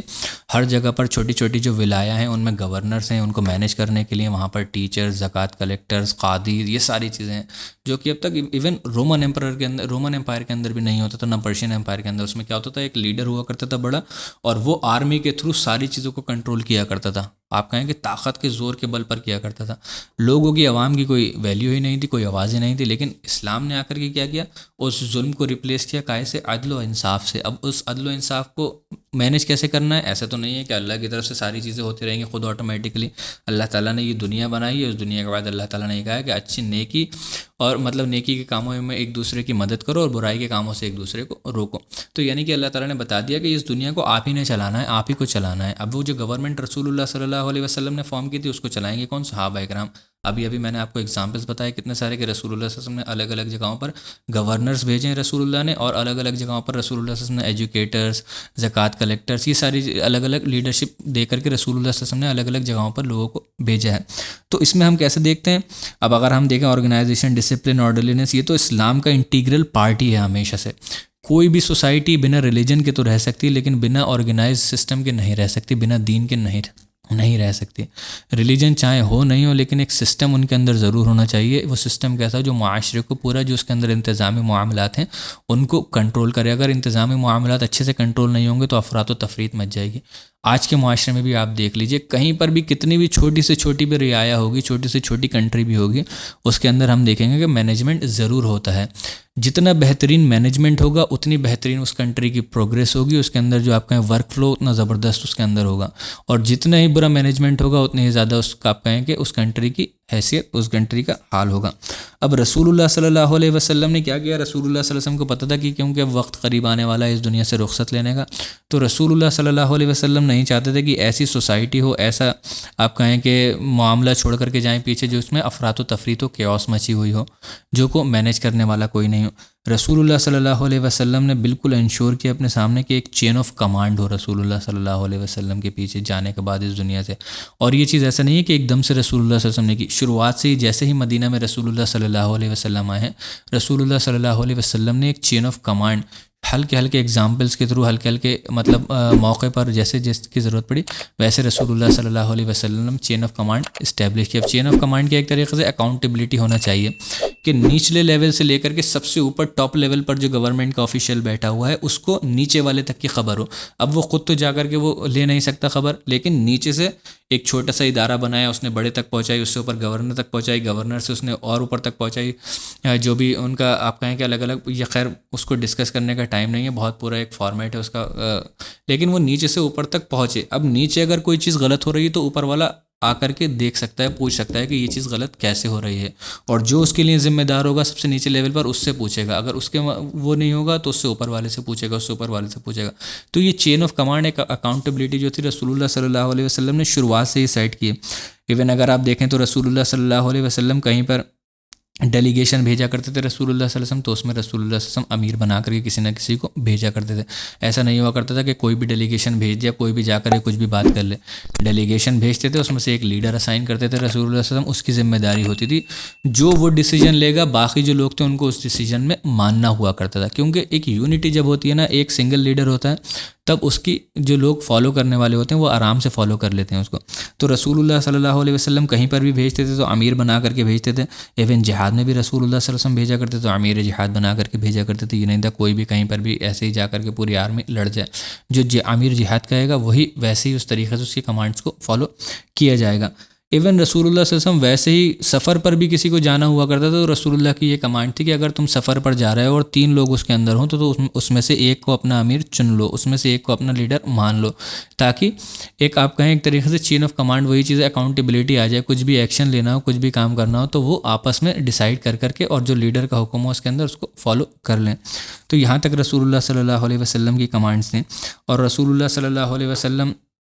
کبھی بھی کہیں پر اگر مدینہ سے باہر رسول اللہ صلی اللہ علیہ وسلم خود جایا کرتے تھے تو رسول اللہ صلی اللہ علیہ وسلم اپنے پیچھے اسٹیٹ کو ایسے ہی نہیں چھوڑ جایا کرتے تھے۔ جتنی بھی آپ نے کلاسز اگر شروع سے سنی ہے تو میں شروعات سے آپ کو بتاتا رہا ہوں کہ رسول اللہ کبھی بھی باہر گئے تو اپنے پیچھے ایک انٹیریم لیڈر چھوڑ کر کے آتے تھے، ایک انٹیریم لیڈر جو کہ اس مدینہ کے جو معاملات ہیں، کیونکہ وہاں پر بچے، بوڑھے، بزرگ اور کافی سارے لوگ جو آرمی میں نہیں ہوتے تھے، نہیں جاتے تھے، وہ لوگ وہاں پر ہوا کرتے تھے۔ ان لوگوں کے جو معاملات ہیں یا کوئی اگر باہر سے ڈیلیگیشن آ جائے تو ان لوگوں کو دیکھنے کے لیے ایک لیڈر ہونا چاہیے۔ لیڈر لیس سوسائٹی کبھی نہیں چھوڑی ہے رسول اللہ صلی اللہ علیہ وسلم نے، تو رسول اللہ صلی اللہ علیہ وسلم لیڈر اپوائنٹ کرتے ہیں۔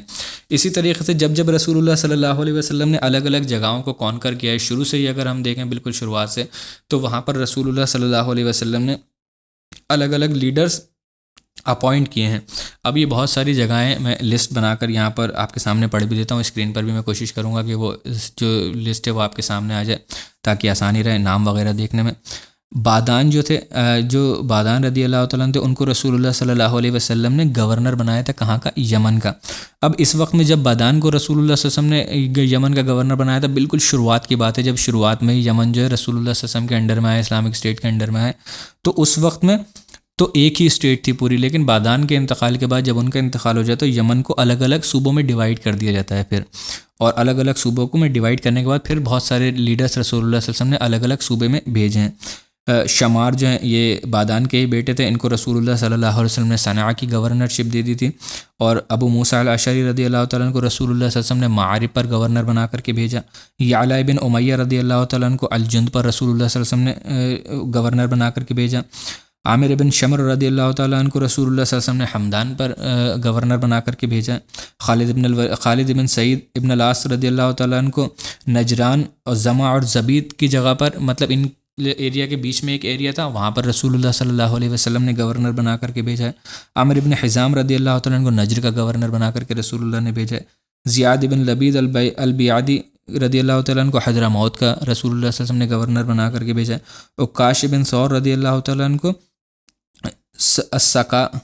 السکاسک اور السکون ایک جگہ ہے، اس کے بیچ میں رسول اللہ صلی اللہ علیہ وسلم نے گورنر بنا کر، تو یہ شروعات سے ہی اگر رسول اللہ صلی اللہ علیہ وسلم گورنر بنا کر کے بھیج رہے ہیں، قاضی بنا کر کے بھیج رہے ہیں، جج بنا کر کے بھیج رہے ہیں، زکوٰۃ کلیکٹر بنا کر کے بھیج رہے ہیں، تو یہ کیا ہے؟ کس چیز کے لیے گورنر بنا رہے ہیں رسول اللہ صلی اللہ علیہ وسلم؟ نماز روزہ کے لیے تو کسی کو گورنر نہیں بنایا جاتا ہے،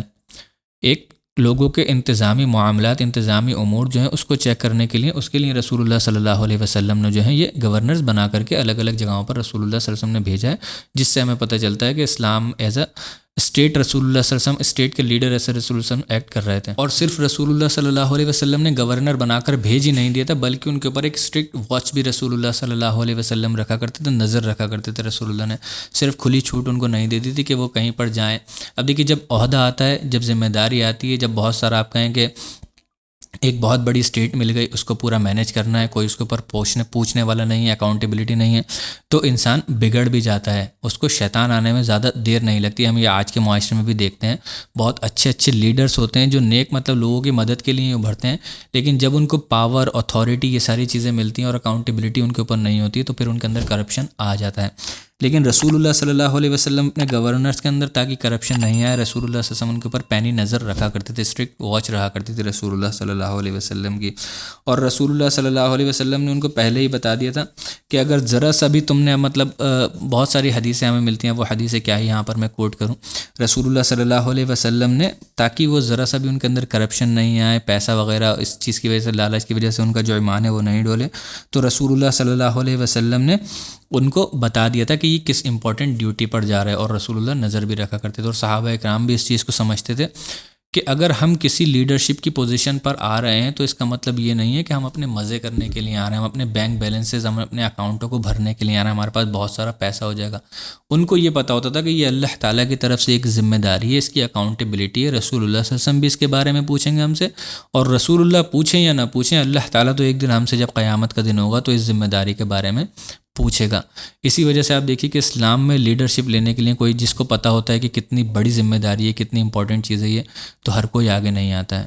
کیونکہ اس کو پتہ ہوتا ہے پیسہ تو کم کماؤں گا لیکن اللہ تعالیٰ کے یہاں اتنی ساری چیزوں کا اکاؤنٹیبل ہو جاؤں گا میں، ایک چھوٹی چھوٹی چیز کے بارے میں مجھ سے پوچھا جائے گا. اس لیے آپ دیکھیے حضرت عمر رضی اللہ تعالیٰ عنہ کو جب خلیفہ بنانے کے لیے کہتے ہیں حضرت ابوبکر رضی اللہ تعالیٰ عنہ، تو حضرت عمر اس ڈسکشن کو ہی چھوڑ کر کے چلے جاتے ہیں، کہتے ہیں کہ نہیں میں اس چیز میں شامل نہیں ہوں گا، آپ آپس میں ڈیسائیڈ کر لیجئے، آپس میں سلیکٹ کر لیجیے جو بھی لیڈر ہوگا، اور جو بھی لیڈر ہوگا آپ بس سمجھ لیجئے میں اس کے اوپر راضی ہوں، جو بھی آپ ڈیسائیڈ کریں گے. ابوبکر رضی اللہ عنہ سے کہتے ہیں جس کو بھی آپ ڈیسائیڈ کریں گے میں اس کے اوپر راضی ہوں. کیونکہ ان کو پتہ تھا کہ یہ موج مارنے کے لیے، مستی مارنے کے لیے، عہدہ کا مزہ لینے کے لیے یہ چیز نہیں ہے. اسلام میں جو لیڈرشپ ہے اس کے ساتھ ایک اکاؤنٹیبلٹی آتی ہے بہت بڑی، اور اس اکاؤنٹیبلٹی مطلب اتنی بڑی ہے کہ اللہ تعالیٰ کے یہاں اگر حساب و کتاب شروع ہو گیا ہے نا اس کا، تو کوئی بچ نہیں سکتا جو اس کا حساب و کتاب دے دیں. ایون حضرت عمر کا تو یہ قول بھی ہے کہ اگر سمندر کے کنارے کوئی بکری بھی پیاس سے مر جائے، بھوک سے مر جائے، تو اس کی ذمہ داری میری ہوگی. اتنی مطلب اسٹرکٹ اکاؤنٹیبلٹی ہے اسلام کے اندر. لیکن آج کے زمانے میں ہم کیا دیکھتے ہیں، معاشرے میں مزے کے لیے آتے ہیں لوگ، لیڈرشپ اس لیے لیتے ہیں، MPs, MLAs, یا ایون چھوٹا سا وارڈ ممبر کا بھی اگر وہ ہوتا ہے الیکشن، تو اس لیے کھڑے ہوتے ہیں تاکہ ایک روزگار ہو جائے گا، ایک سورس آف انکم ہو جائے گی. ایک تو ویسے ہی سورس آف انکم آئے گی، پھر دوسرے طریقے سے غلط طریقوں سے کمائیں گے، رشوتیں لے کر کے کمائیں گے، ذاتی زبردستیاں کر کے کمائیں گے. اور یہی وہ ایک پریسیڈنس جو رسول اللہ نے سیٹ کیا تھا کہ اپنے گورنرز کے اوپر ایک اسٹرکٹ واچ رکھا کرتے تھے، یہی ایک پریسیڈنس سیٹ کرتی ہے کہ حضرت عمر رضی اللہ تعالیٰ عنہ کا جن کا آپ کہیں گورنرشپ، جن کا زمانہ سب سے بہترین لوگ کہتے ہیں سب سے اچھے گورن کیا ہے، وہ کیوں گورن کیا ہے؟ وہ رسول اللہ صلی اللہ علیہ وسلم کا ایگزامپل ان کے سامنے سیٹ تھا. وہ کیا کرتے تھے جب اپنے الگ الگ گورنرز لگاتے تھے، تو گورنر جس وقت میں لگا رہے ہیں اس وقت میں ان کی ساری پراپرٹی، ان کا سارا مال نوٹ کیا جاتا تھا ایک رجسٹر کے اندر،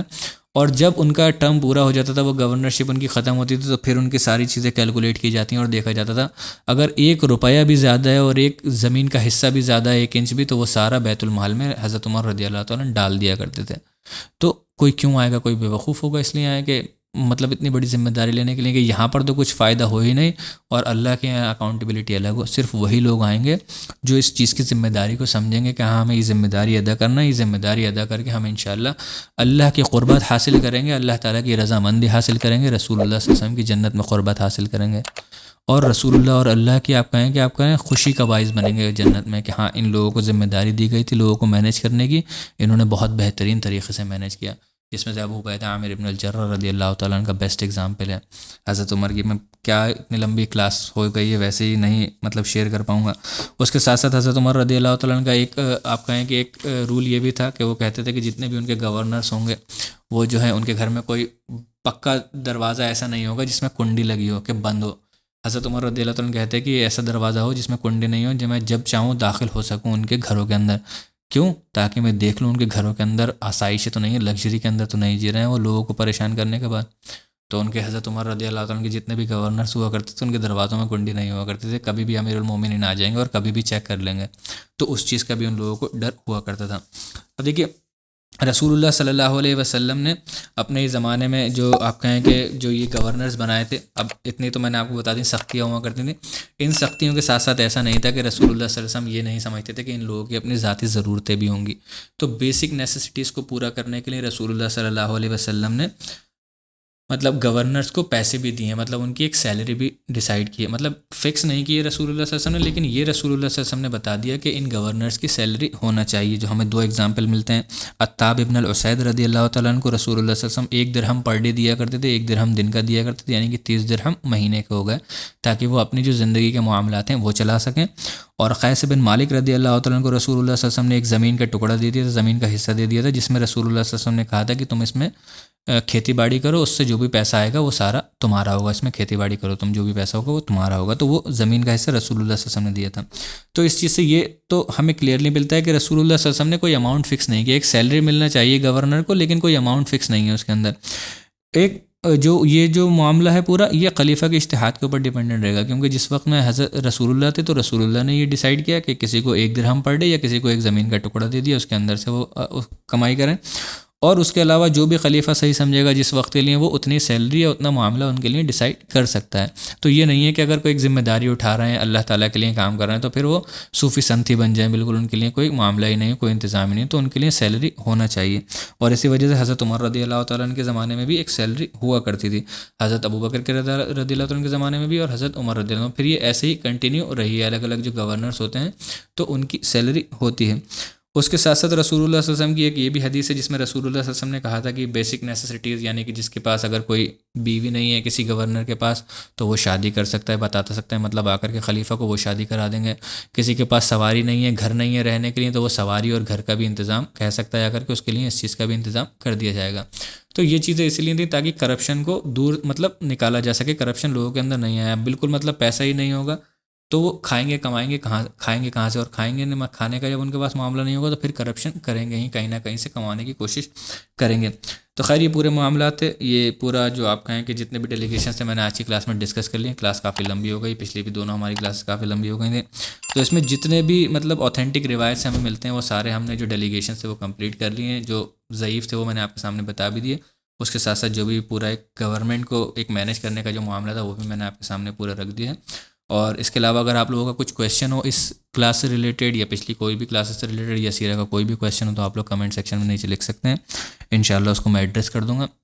باقی انشاءاللہ اب کیونکہ رمضان آ رہے ہیں تو رمضان میں ہو سکتا ہے لمبا ہمارا وقفہ ہو جائے، اس میں سیرہ کی کلاس کوئی اپلوڈ نہیں ہو، کیونکہ رمضان میں ویسے بھی کافی ہیکٹک اسکیڈیول ہو جاتا ہے، اس میں اور بھی کلاسز وغیرہ ہوتی ہیں اور کلاسز کرنا بھی ہوتی ہیں، پڑھنا وغیرہ بھی ہوتا ہے اور ٹائم اتنا زیادہ نہیں مل پاتا ہے. تو رمضانوں میں اگر ہو سکا تو کوشش تو کلاس ریکارڈ ہوئی تو اپلوڈ کر دوں گا انشاءاللہ میں، ورنہ انشاءاللہ رمضانوں کے بعد ہی اپنی کلاسز کو انشاءاللہ ہم جو ہماری سیرہ کے کلاسز ہیں اس کو کمپلیٹ کریں گے. رمضانوں میں انشاءاللہ اور جو کلاسز ہماری ہوتی ہیں ہر سال وہ انشاءاللہ ہم کریں گے، خاص طور سے جو تاخراتوں میں لیلۃ القدر کی جو آخری 10 راتیں ہوتی ہیں انشاءاللہ اس میں ہم اسپیشل سیریز وغیرہ کوئی نہ کوئی کریں گے انشاءاللہ. اس کا اناؤنسمنٹ ہم کر دیں گے کچھ دن میں.